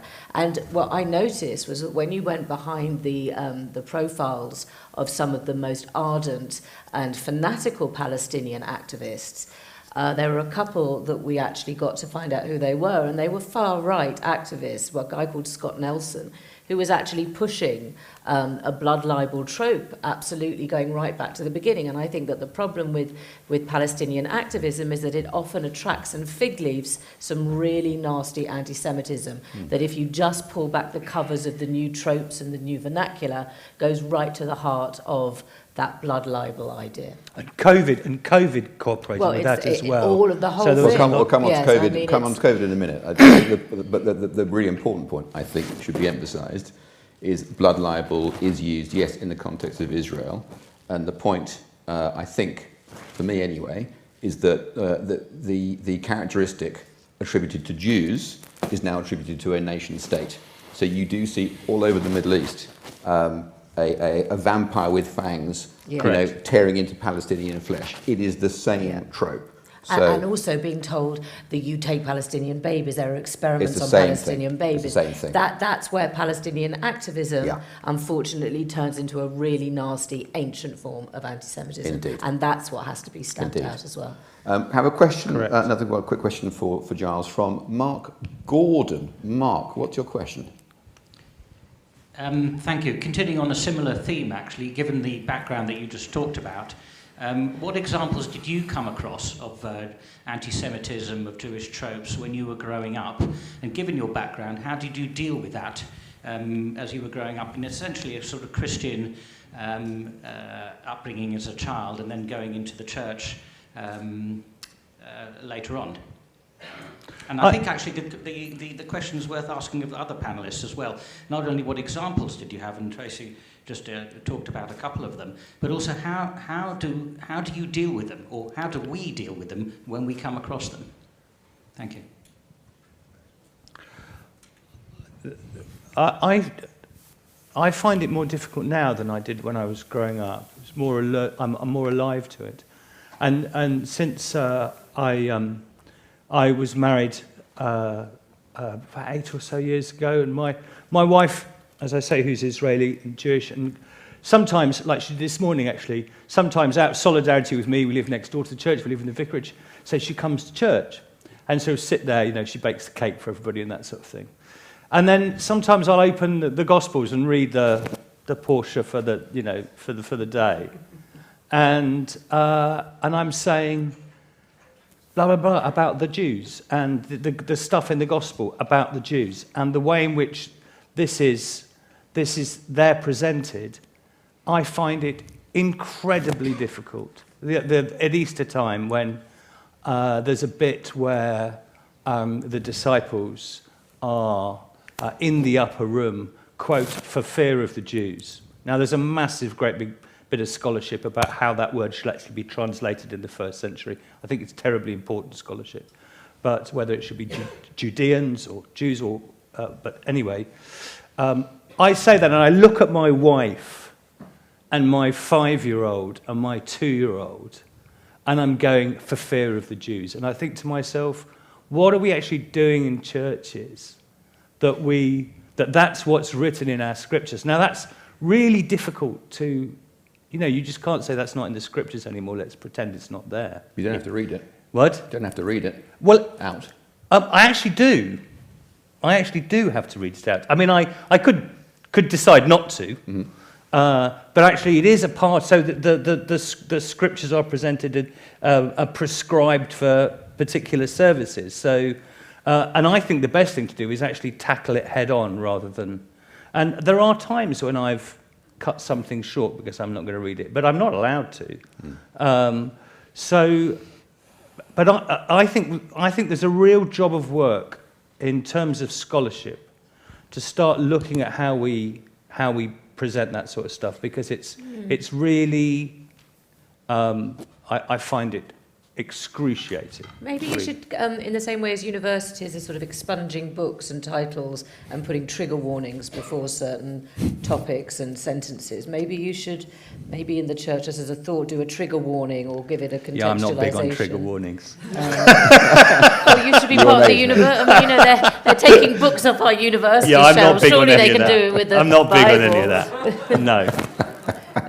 I mean, there's a very big question. Put it as Good try, Tracy. Contextualise it, maybe. Yeah, the contextualise it is exactly what you have to do. So you're absolutely. So I would not read that out and then not say afterwards, I have to tell you I found that very difficult and this is the problem and this is why it's a problem. So you're absolutely right. I would always contextualise it if that happened.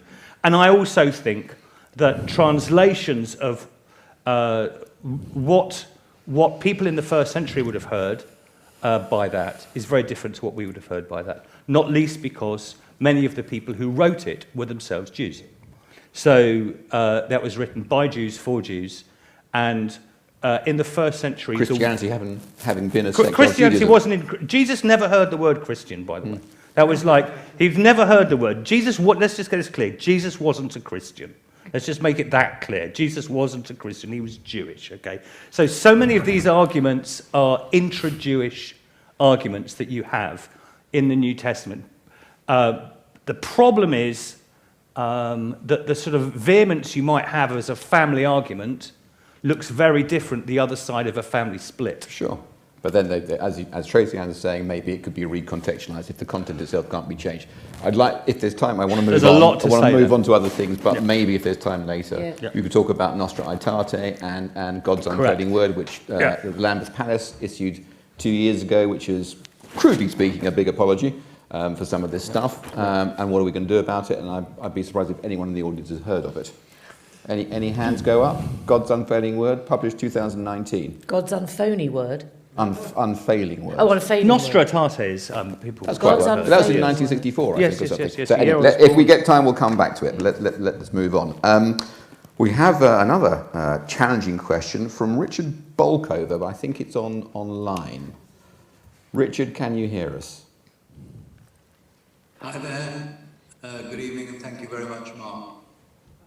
In her recent important book called People Love Dead Jews, Reports from a Haunted Present, Dara Horn shows how Holocaust memorialization itself, things like Holocaust Memorial Day, have been used as vehicles themselves to marginalize, de-Judaize and relativize the Holocaust, to make it into a vague, glib, general mush about man's inhumanity to man, to make it just another racism, when in fact it was unique and sui generis in its aim to annihilate every single Jew in the world.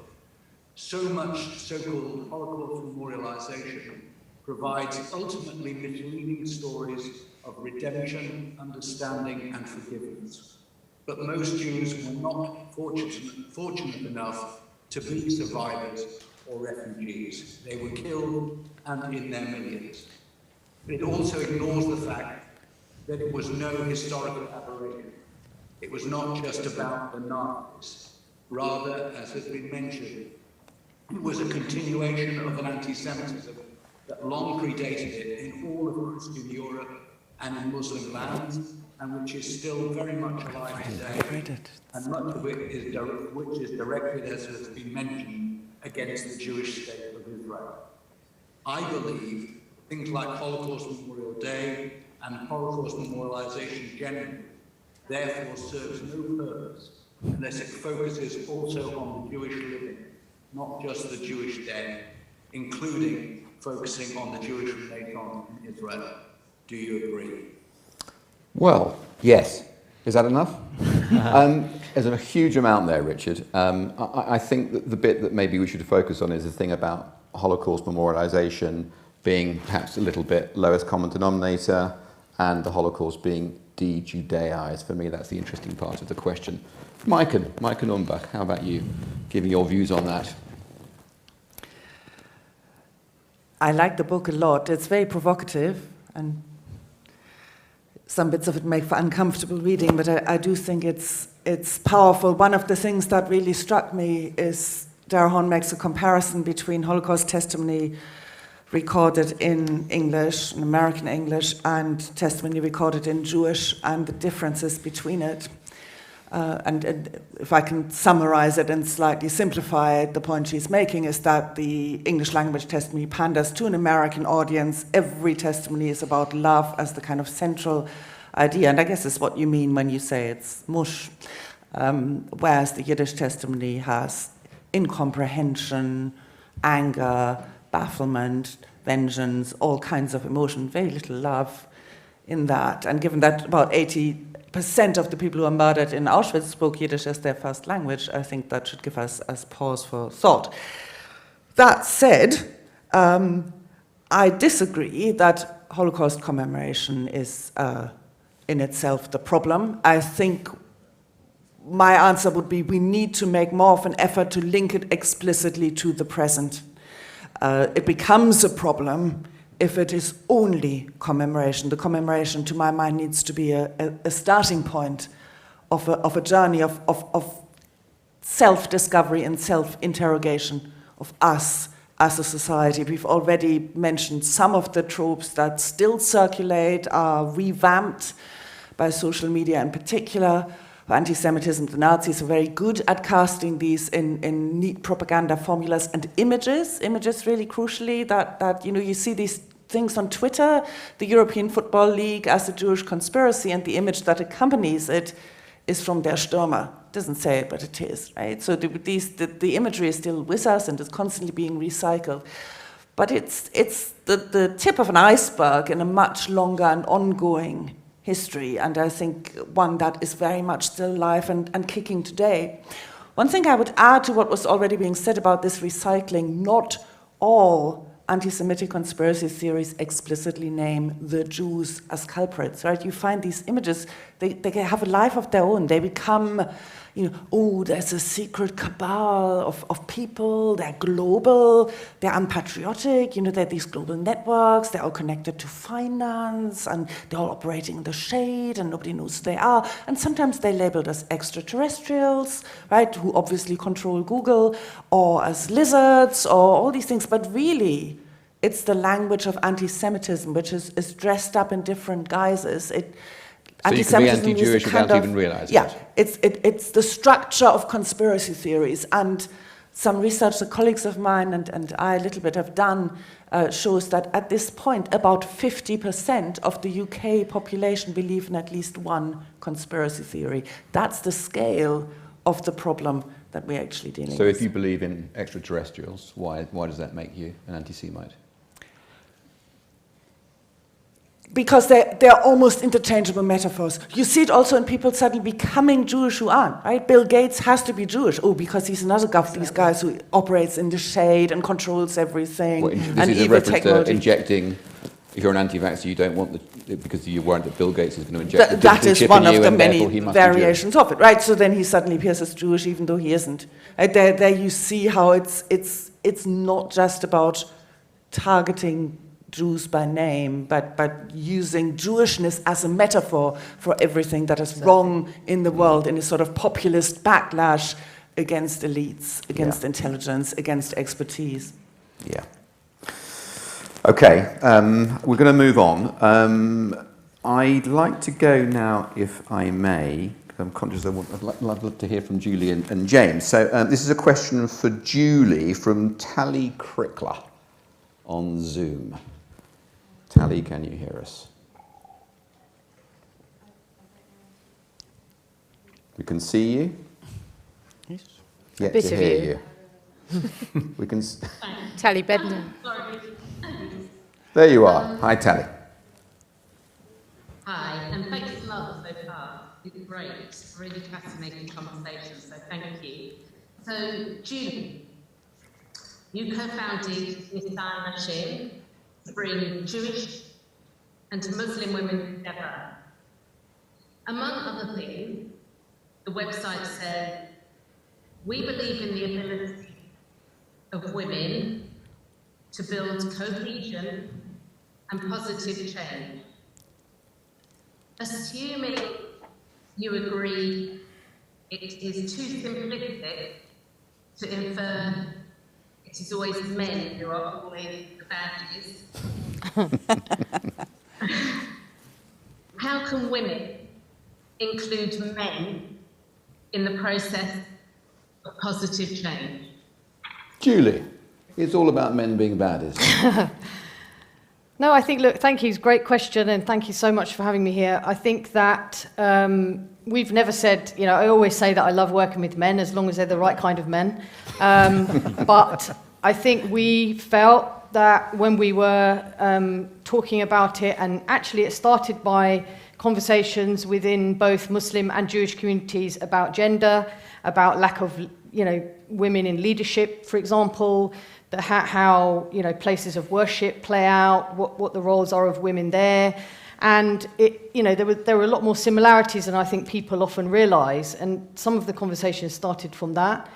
And then it was very much about, look, something has to be done differently, because whatever people are trying to do isn't working in terms of Jewish and Muslim, you know, cooperation and working together and challenging some of the stuff together.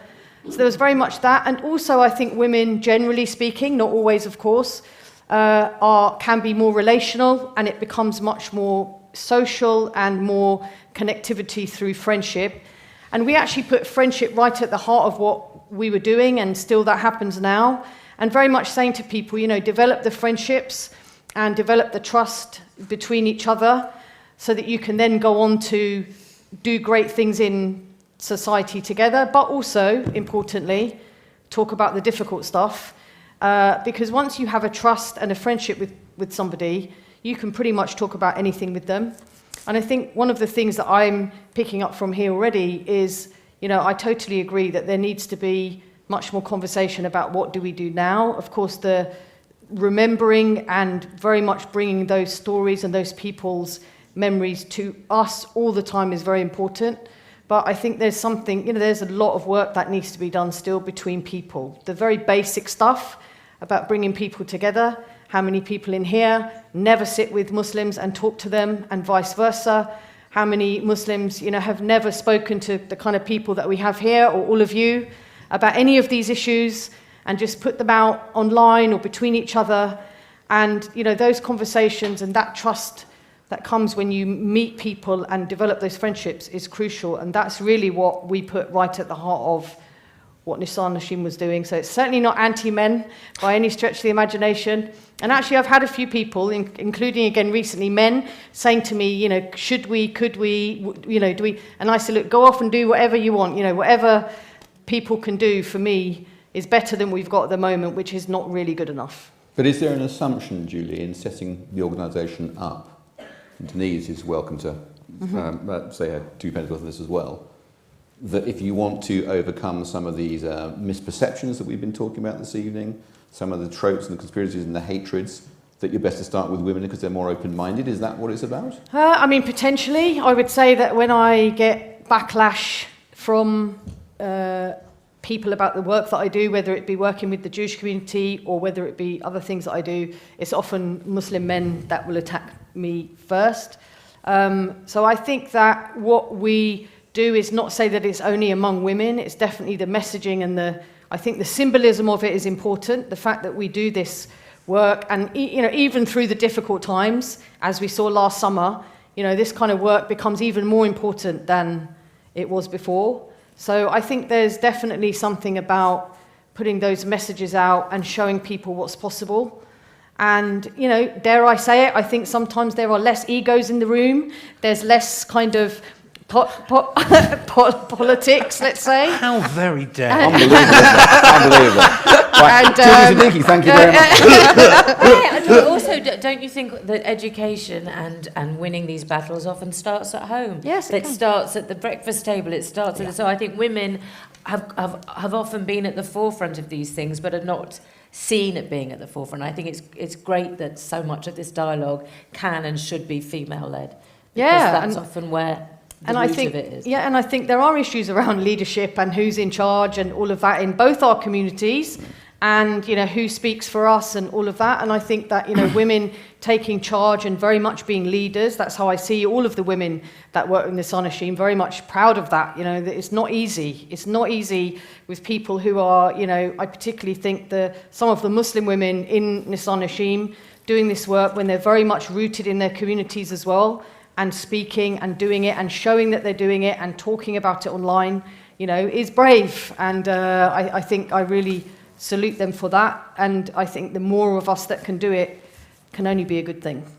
Joe, I want to bring James in a minute. Sure. But Julie, we were talking beforehand. Yes. And in the context of everything that's been going on. Yes. I know did you Please, want to if you don't speak mind. A bit So about... I know we're not doing a speech, but I wanted to just say a few words about what happened in Texas, and so I've written it down so that I don't kind of waffle. So please bear with me, just a couple of minutes, but I'll just say what I wanted to say. So Bismillah ar-Rahman ar-Rahim, I begin in the name of God, the compassionate, the merciful. Assalamu alaikum, I greet you with a greeting of peace. So it's the first time in a synagogue for me since the hostage incident in the US, so I want to make a mention here to the courageous and inspirational leadership shown by Rabbi Charlie, to him and his family, to his congregants, to the Jewish community there, here, and around the world. Know that we stand with you. To find out that the gunman was a Muslim from the UK adds to this for us. Of course it does. I've heard from many of my Jewish friends at how scared they feel, how this has affected them, added to the fear they have when their children go to school, raised questions about security, created doubts and suspicions, and this is very painful to hear.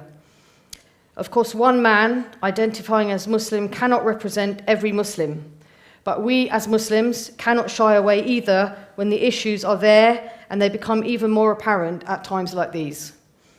The gunman spoke about his warped idea, as we've already heard, that Jews run the world, that by getting to a synagogue he could get to the chief rabbi in America, and that the prisoner he was supposedly supporting would be released.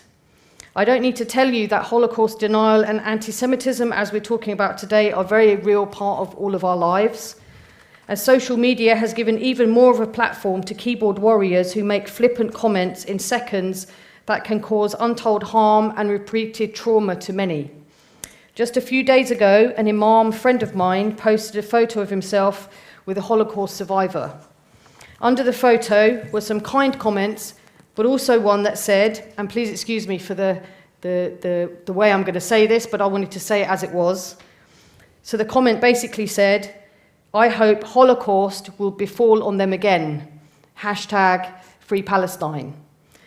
I messaged my friend straight away, and he hadn't seen it. He uses a number of platforms and can't always keep up with all of the comments. And he was thinking of messaging the guy and dealing with it one-to-one with that. He looked at his profile and realized this guy was in Kashmir, and we both agreed it would be pointless for him to now spend time one-to-one with one person in that way. But of course, these judgment calls are very difficult to know what to do with something like that. He did, of course, delete the comment anyway. And I've seen many similar comments to that, particularly last year during the heightened conflict and the attack on Al-Aqsa Mosque last summer. People were angry, tensions were high, friendships here between people, even those that I mentioned earlier in Nisan Hashim, were very much strained. Social media and WhatsApp threads were alight with divisive and unhelpful messages. And I saw comments and received direct messages from Muslim friends of mine that I felt were offensive, that spread more hurt and increased stereotypes, created more division. But here's the thing. The people I'm talking about are not evil racists plotting and planning on the dark web. These are friends of mine, good, decent people who I know truly care and have compassion for others, but who express their concerns and feelings of injustice in ways that may be unhelpful and certainly are offensive to others. What we see are people mixing up the Holocaust with political and other issues in current-day Israel and elsewhere, making comments online or in person, and not necessarily appreciating the impact or the danger that can create. When a man travels from here to the US, buys a gun, and takes a rabbi and his congregants hostage for 11 hours, it's not a time for us in any Muslim communities to be complacent or to make excuses. Nor should I feel the need to apologize for the actions of one man. Rather, it should be a time, and that's why I think we're here for today, to be thinking what more needs to be done, what can we do differently, what needs to happen next, how can we work harder together as Jews and Muslims and as people of other faiths too, to educate, to change the status quo, to challenge hatred when we see it, to call it out, and to not allow the tropes and stereotypes to go unchecked. I'm almost done. My trip to Auschwitz and other camps was, of course, truly impactful. As my husband and I stood in one of the rooms there, our fantastic teacher and guide Richard encouraged our group to quietly, in silence, stand and look at the wall of photos. Portraits of people who had been killed. Tears rolled down our cheeks, and my husband and I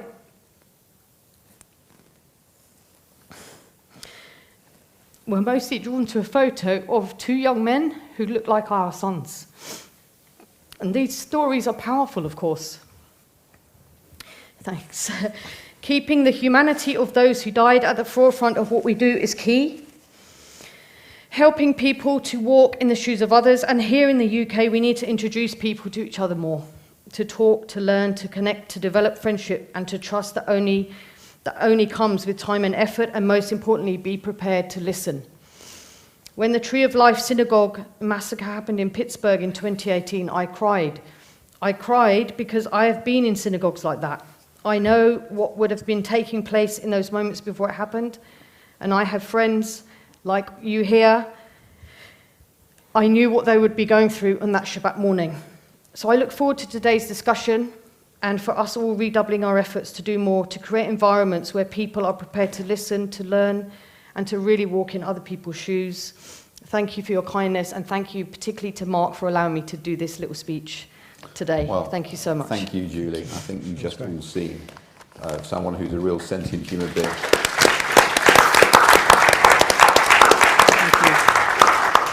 So it's a lot of guts for you to come, and even more for you to say what you just said. So thank you. You're incredibly welcome, and thank you. It won't be the first time, I hope. I'll have you back many times. I'm allowed to come to your mosque in Slough. Yes, yeah.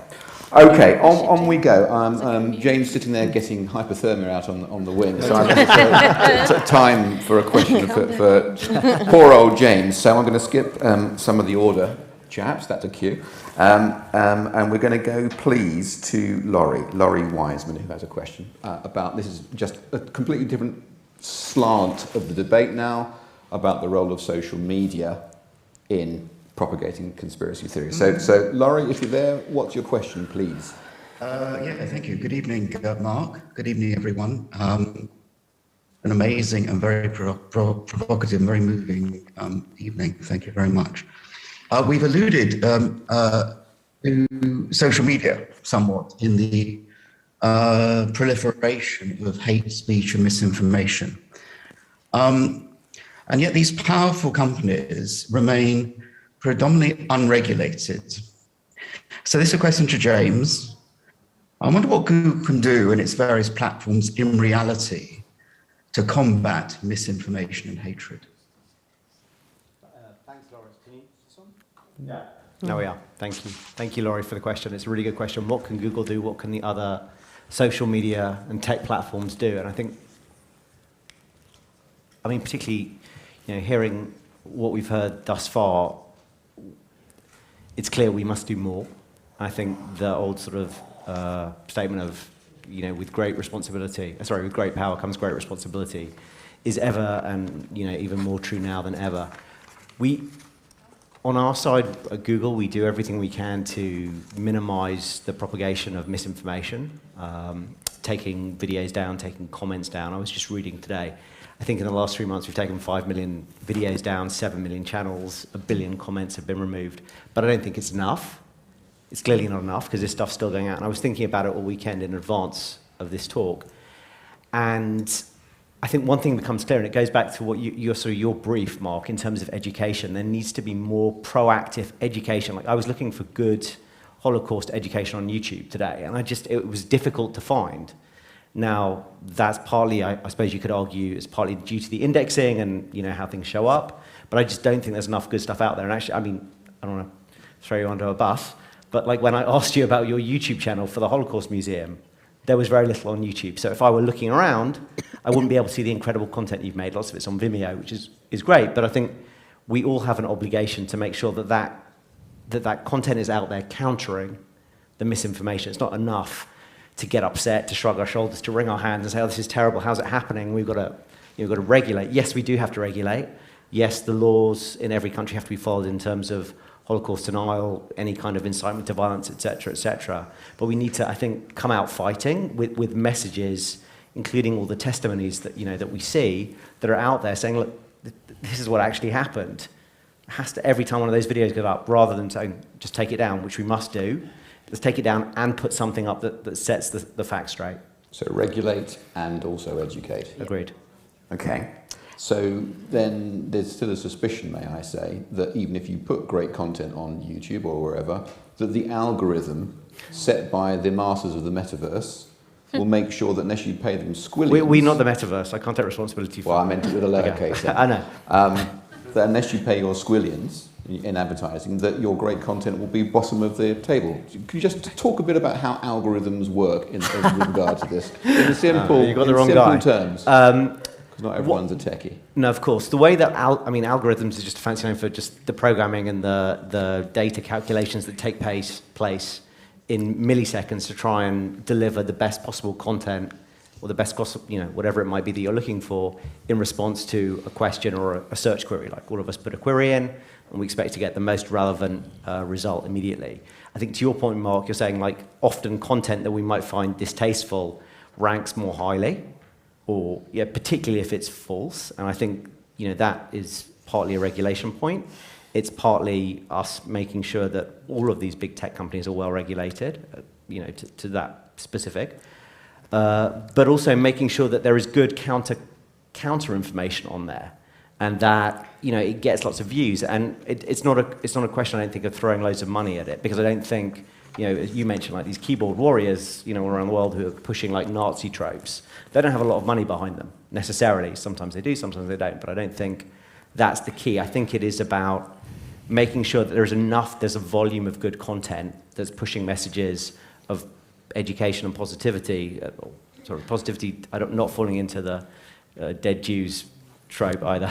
But in terms of putting a positive, a factual narrative across that will make a difference. So I don't think there is no dark arts at play. I think that's what the illusion was. I think it's just a matter of making sure that all of the efforts that are going in to put negative messages across are counterbalanced and redoubled on our side by pushing the truth. Tracy. Could I just ask a very quick follow-up? Sorry. Anything. Isn't it the case, though, that the algorithm pushes content that gets a lot of attention? So the really controversial and outrageous story in a social media feed will be pushed up. The accurate news story will not be, because actually all the people who we're teaching to stand up and speak out are falling into that trap, that they are inadvertently giving exposure to the evil stories that they're protesting against, because the algorithm makes no distinction between positive and negative attention. It simply looks at attention, and then that gets lifted up. Well, sorry, Tracy, do you want to go? Well, no, again, I'll be very time. quick. Yeah, I think that any content that is, blatantly untrue, misleading, leading to inciting violence and what have you, will be taken down. Sure. The other stuff that is opinion-driven, let's just say, I don't know, stuff off Fox News, let's say, that we might find kind of on the edge or more so, will be there, as well as other content, I guess, that's pushing the other side of the story. We will feed you, in terms of your likes, the stuff that you're watching, more things that are sort of in that direction. But I don't say that I can't speak for Google entirely, but that we're pushing things that are blatantly there to stimulate like outrage that you watch more and more and more. Do you think it'll ever get to the point where the social media companies, who often look like they're financed by clickbait for hate, that I noticed when I was trying to get Wiley, the rapper who was posting days and days of anti-Semitic videos all over his Facebook, Twitter, Instagram, and it got to the point where I managed to get hold of the CEOs and saying, be honest that on Instagram, if a picture of a breastfeeding woman is considered to be offensive and that image is taken down, but you've allowed a man to stand there for 4 days making non-stop 24/7 rants against Jews, and that is not considered to be breaching your guidelines, then social media has to be honest and say we are driven financially by creating as much hate as possible, and that's sometimes what it seems. And therefore, if you can take off Donald Trump from social media because that is not the truth. I still don't understand why Holocaust denial and all the other tropes are allowed to stand. I don't understand. And therefore, if education is the key to all of it, will these companies eventually put money into financing their own content so people can't turn around and go, oh, I'm not trusting that. That comes from the Holocaust Education Trust. They're right wing, they're left wing. Because nobody believes anything anymore. But if Google or Twitter or Instagram is putting out that message themselves and financing it and helping bring together a dialogue, do you think that will ever happen? Two questions. I think if Wiley's videos were up on YouTube, they would be flagged and taken down immediately.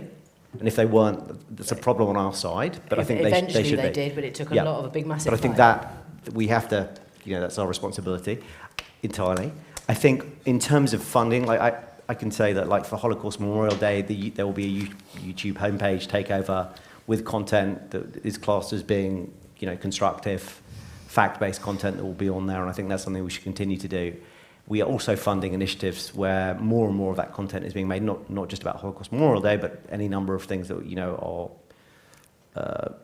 education worthy, let's say. But we need to do more. Maybe Google could do bringing communities together and I think that's awesome. It out. Certainly internally, we make a big play of our Interbelief network, and I think that's something we're very proud of. To be continued, but I'm going to move it on now. I'm conscious of time. You talked about education, so I'd like to have a question from somebody about education. There's a good one, I think, here from Matt Holton online. Matt?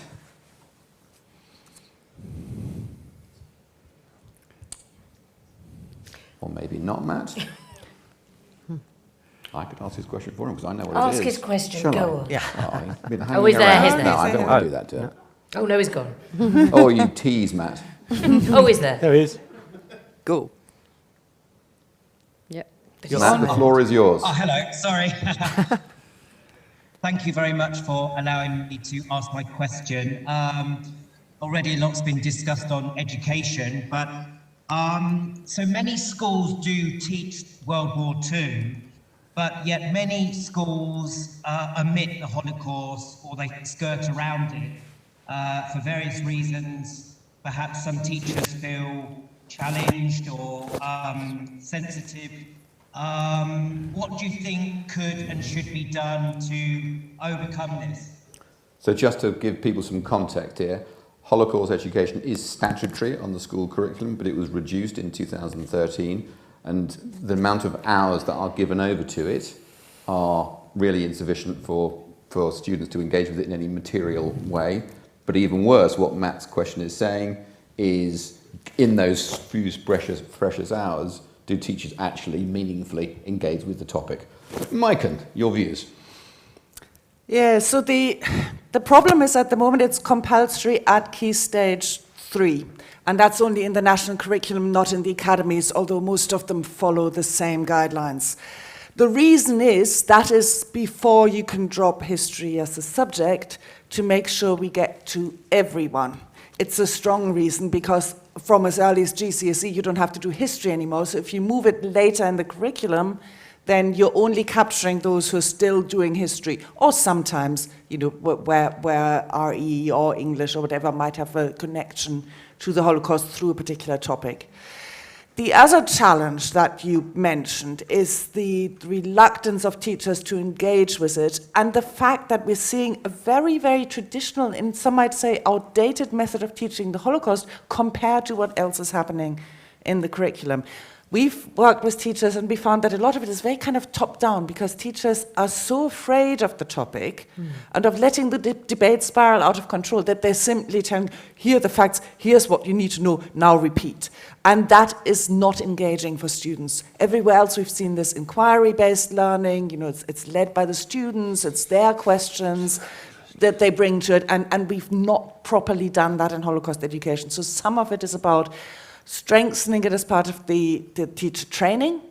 And this is not just about the Holocaust. I think it's strengthening the whole area of having difficult conversations, that topic that Mark mentioned at the beginning. That's really what school and indeed university education, I might say, should be about. Right? So simply conveying the facts isn't enough. So empowering teachers, equipping them, also through CPDs and so on, to guide students through these difficult conversations without wanting to control every word that is uttered, I think is the key. If we keep just kind of telling people what to think, we're going to get a backlash. It's never going to work. Michael, are teachers potentially, though, part of the problem? I'll give you an example. After the Hamas conflict last year, at JFS School, Jewish Free School, largest Jewish school in this country, in fact maybe in Europe, every single teacher at that school, Jewish, walked out of their union because of the abuse they got from their fellow teachers online. That, to me, says something. Yeah. So do we think that there is teacher training itself which is required here? There's teacher training, there's training of governors as well, because it's often not the individual teachers who make those decisions. But I'm sad to say, I think that problem continues into the world of universities as well. We've seen some really nasty instances of anti-Semitism on campuses. This, by the way, is not new, right? We this mantra, education is the antidote to everything. The Wannsee conference was mentioned earlier, worth remembering that half the people there, about half of them had law degrees, half of them had PhDs. So simply education on its own doesn't inoculate you against anti-Semitism or other forms of racism. I don't know. My daughter's, I've got a young teenage daughter. She, and absolutely rightly, everyone of her generation can tell you everything about the civil rights movement in America. She knows so much about the civil rights and the black movement, everything, and it's brilliant. But there is a severe lacking in teaching the roots of anti-Semitism in Europe and in this country, and the Holocaust, of which all ties in together, to be taught in the same way. It's often one class, it's pretty cursory, and there's just not, it's not given the same weight and importance as I think it should, and even she pointed that out. So I think is that because people need to be brave to talk about because it? it needs to be. Yes. This is partly But an why issue is it brave? Why is that because bravery? there is potential disagreements that people are really anxious about here in a way that they may not be in other places. What is the disagreement around the Holocaust, teaching anti-Semitism? Well, no, because you may raise all sorts of questions. Children might say, this is... they might say things that they feel are not allowed to say, or that they aren't, that are wrong, and so forth. And so the teachers clam up and get terribly. But Tracy's point is about fact. If it's fact. Why should that be a potential hotspot? But you're able to learn. My daughter, honestly, her history and knowledge of the civil rights movement of Martin Luther King of Alabama is unbelievable. That was put in from year 3 onwards. The Holocaust, but it's anti-Semitism, a risk-free conversation. But why it's is anti-Semitism a risk? More risky. Why is it more risky? Well, it is more risky. So, for instance, we've had some very brave statement earlier, incredibly brave statement that you made earlier. Now that requires huge courage, and I salute you for it. But those are the sorts of things that are required when we're talking about anti-Semitism.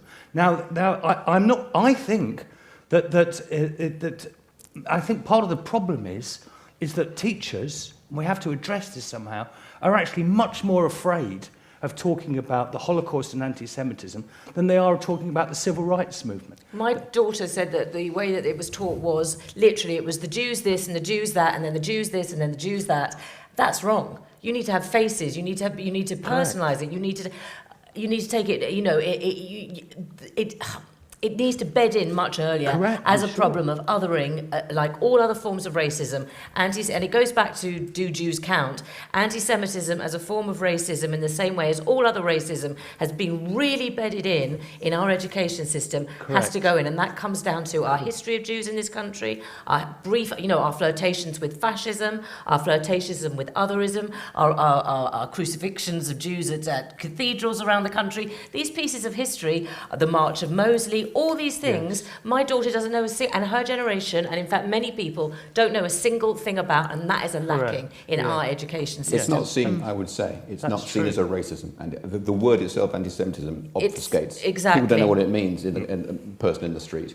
Anyway, again, conscious of Sorry, time. but I feel really strongly about it. So, but I don't think we disagree. I don't think we disagree. No, but I do it, and it really bothers me that it's marginalised, it's seen as less important, and it's seen as punching up. That's completely right. But I think we need to address ourselves. There's no disagreement with me there at all. We have to address why that's the question. Because we know why. No, I don't think we do know why. I think it's a much more complicated mixture of factors about why teachers who will be deeply anti-racist are not on this issue, okay? Now, there's a whole load of factors that need to be addressed, and I think we need to really address them. Well, I think it's a really unpopular, but hey, we're being controversial tonight. We have and I'm sorry to say it, we have a Labour Party that saw itself as incredibly pious and anti-racist, that had a core of anti-Semitism that went through it, like a Brighton rock. And that is the problem, is that, when we have our unions, I speak for Equity, the Actors Union, when it is prepared to go on a march with its anti-racism credentials, standing next to people who held up things with crucifixions of Jesus Christ, saying, don't let them do it again, on a Gaza demonstration, when you have pictures of horrible tropes of Jews with their big Jewish hands in the globe, and that's considered to be a pro-Palestinian left-wing march that unions should get behind, that's where we have a problem. Massive problem. And that is where we have to educate people that to be anti-racist, to see yourself as left-wing and caring and heartful, you have to incorporate anti-Jewish sentiment and education against that as part of it. It's not whether education does it is another question. But it has to be education. Well, let's come on. That's the question I want to maybe close this segment on. Actually, there was just a... I've got to be a little bit brutal because I'm conscious of time. There's a question from David Joseph, who is in the audience, about this, which I think he frames rather well. So, David, please ask. Thank you, Mark. I mean, look, we've heard a lot about the subject matter of anti-Semitism in its varied forms. We've heard about modes of delivery online and so on and so forth. What are we going to do, okay? Because there seems to be a bit of a consensus amongst you that it's education. But I mean, we've been dealing with this now for 2,000 years. It's not as though we've just woken up to the idea that suddenly let's just educate people. So what specific action would you take? And is education enough? And if you think education's enough, well, why have we failed so badly? I'd like Maiken to answer on the education point, and then if there's time, we'll bring in the other members of the panel about non-education aspects. Maiken. Mm-hmm. So we make this assumption that everybody is looking for the truth. This is not true. People look for the truth when that has a direct utility for them, right? I'm not going to jump off a high building because I decide that maybe gravity doesn't exist. But deciding that a Jewish conspiracy exists and everything that went wrong in my life and every lack of success and everything that I'm a bit frustrated about is the fault of the Jews or some other unnamed cabal of Illuminati, believing that has no immediate negative effects for me as a person. But it has lots of positive effects, right? It makes me feel really cool. I've seen through the conspiracy. I'm cleverer than the other people.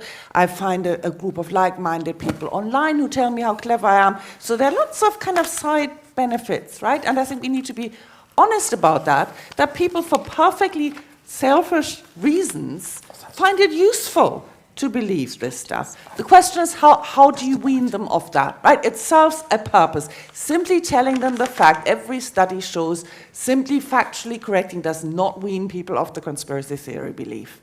What sometimes does is by uncovering where this comes from and uncovering the linkages to the outright Nazi Semitism. There's only a very small group of people especially in this country, who actually want to identify as Nazi.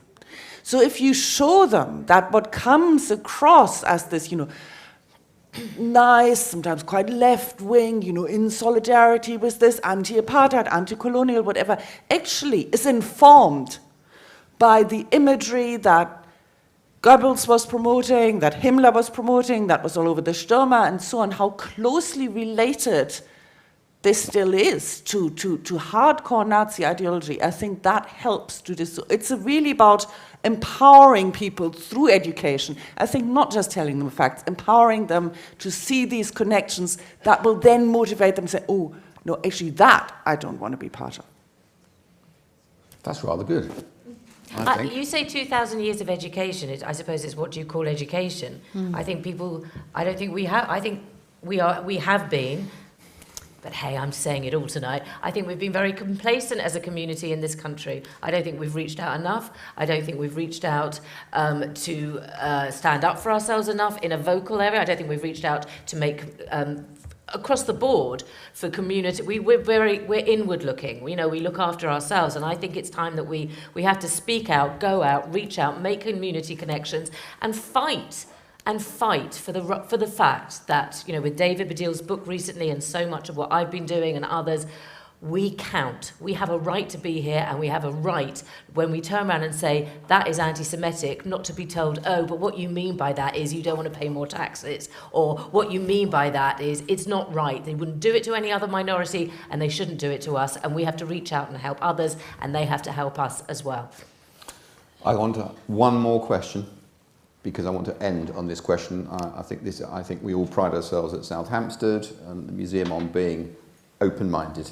And it's great to be able to have a bit of a tussle. That was the whole point of it, within a safe space, I hope.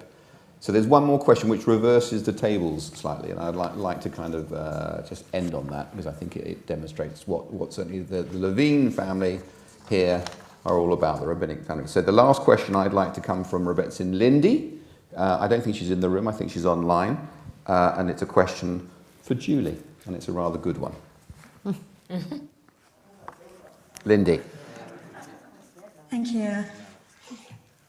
Julie, thank you for your words and thank you for your views. But I just want to sharpen that a little bit more by asking to what extent you have come across misinformed anti-Muslim or indeed anti-Christian beliefs, perceptions, opinions amongst the Jewish community. And if so, what form have these taken? And which, in your mind, are the most important to change? Yeah, thank you. Did everyone hear that? What are the... Yeah, I think thank you for asking, and I think that the most important thing I would say is that when you don't meet other people, you create a fear and a stereotype, which sounds obvious, but I don't think enough has been done, as we've heard already. Both ways, if we talk about Muslims and Jews in particular, it's just so important, so important to meet, to eat, to talk, to listen. And I can just tell from the kinds of things that I hear my people in the Jewish community say, and also people in the Muslim communities, I can tell that they just haven't spoken to each other. Right. And for someone who does do the talking and the listening and the eating, and obviously there's always more that we can all do. Eating is good. I can hear that hasn't happened enough. It's so obvious to me. And so I would say to all of you and to others from Muslim communities and others that we have to do that stuff more. But guess what? It doesn't happen by itself. You have to put the hours in, the times in, you have to make the effort. And I really do believe that is one of the main missing things that we can still do a lot more with. Maybe I'm, have the audacity of hope, as Obama would say. But I do, because I think there is still so much more we can do. It feels like 2,000 years and we're still here, but actually I think there is more we can do. And when I saw that, the stuff happening last summer and the vitriol coming out and the fear and the people dividing even further, it's heartbreaking for me Because I just think we have to do much more. And as we heard earlier, there is still more we can do online. It's not just about taking down, it's the putting stuff up, which I think is a really important point to hear from someone in that space. So there is just still so much more we can all do. We all have to ask ourselves. You all have to ask yourself. I will as well. You know, as I said, when I came back from Poland, or when I saw what happened last year in the summer, and the ripping apart of people again, and people trying to stir up hatred, I just reconfirmed to myself that I have to do more, and it's a very personal thing. And we all have to make the effort. So, you know, reach out, go out of your comfort zone, you know, speak to someone, but that's, I think, you can't argue with that stuff. It just does work. And, you know, there's so much more of that I think we need to do. Well, you certainly put in the hard miles and the many hours, and I hope we'll do some more hours together with you. Julie, James, Tracy, Maiken, Giles, thank you very, very much for your time. You've been very generous.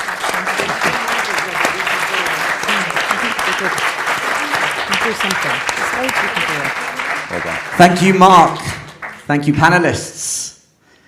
And thank you to those who posed questions, those questions that were answered, and also those that unfortunately there wasn't time for on this occasion.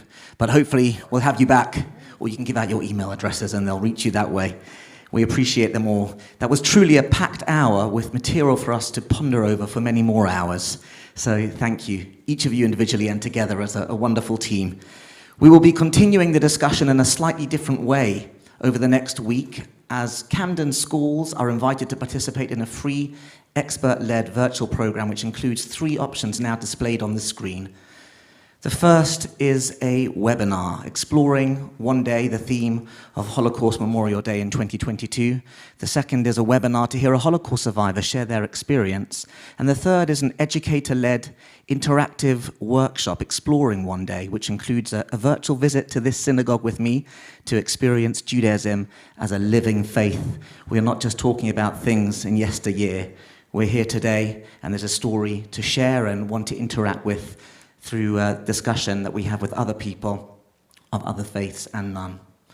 One day is achieved, I think that came out very clearly, through both education and action. When it comes to action, community cohesion is key, which is why it's so important that the South Hampstead Synagogue collection for the Castlehaven Food Bank in Camden is ongoing weekly, and you can drop off items here at the shul every Tuesday. Now, to close the evening, I'm shortly going to introduce a lovely finale, but just before that, a big thanks to everyone who has worked behind the scenes to make this happen.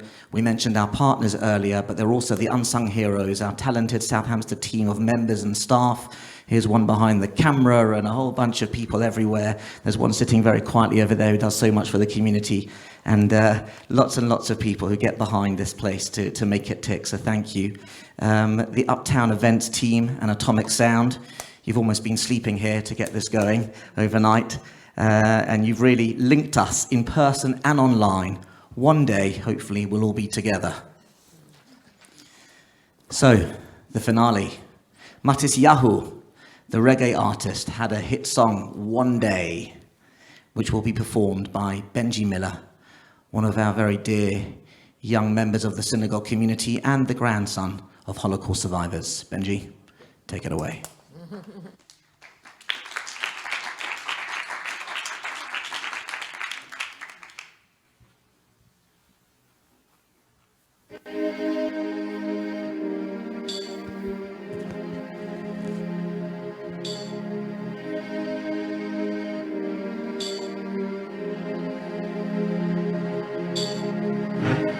Sometimes I lay under the moon, thank God I'm leaving. Then I pray, don't take me soon, 'cause I'm here for a reason. Sometimes in my tears I drown, but I never let it get me down. So when negativity surrounds, I know someday it will turn around, because all my life I've been waiting for, I've been praying for the people to say that we don't want to fight no more. There'll be no more wars and our children will play. One day, one day, one day.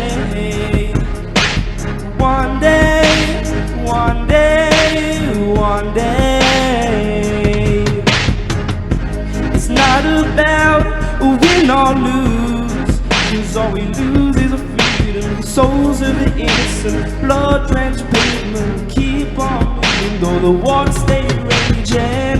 And in this maze we can lose our way, our way. Might drive you crazy, but don't let it fool you, no way, no way. Sometimes in my tears I drown, but I never let it get me down.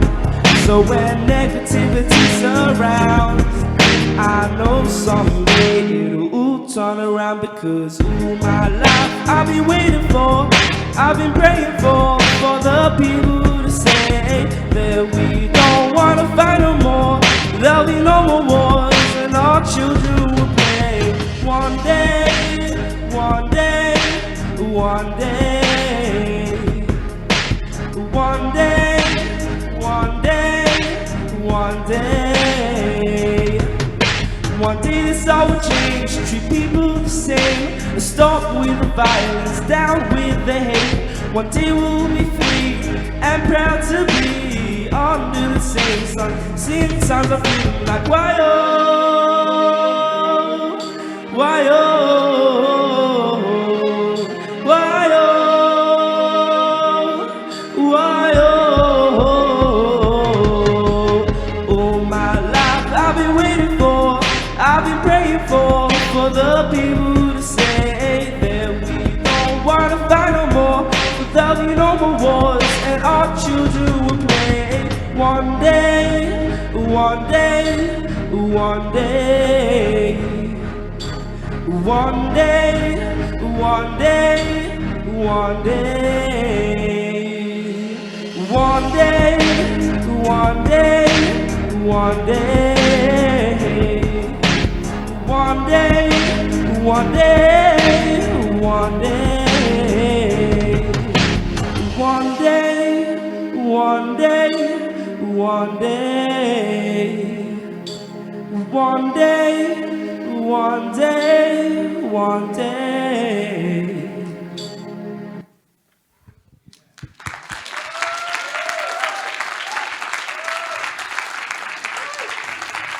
So there you go. We can use rap and reggae for prayer.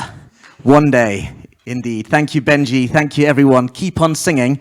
For those here, please be conscious of our neighbours on the way out by being quiet and giving them a peaceful Sunday evening. And to everyone, both here and online, thank you. Good night.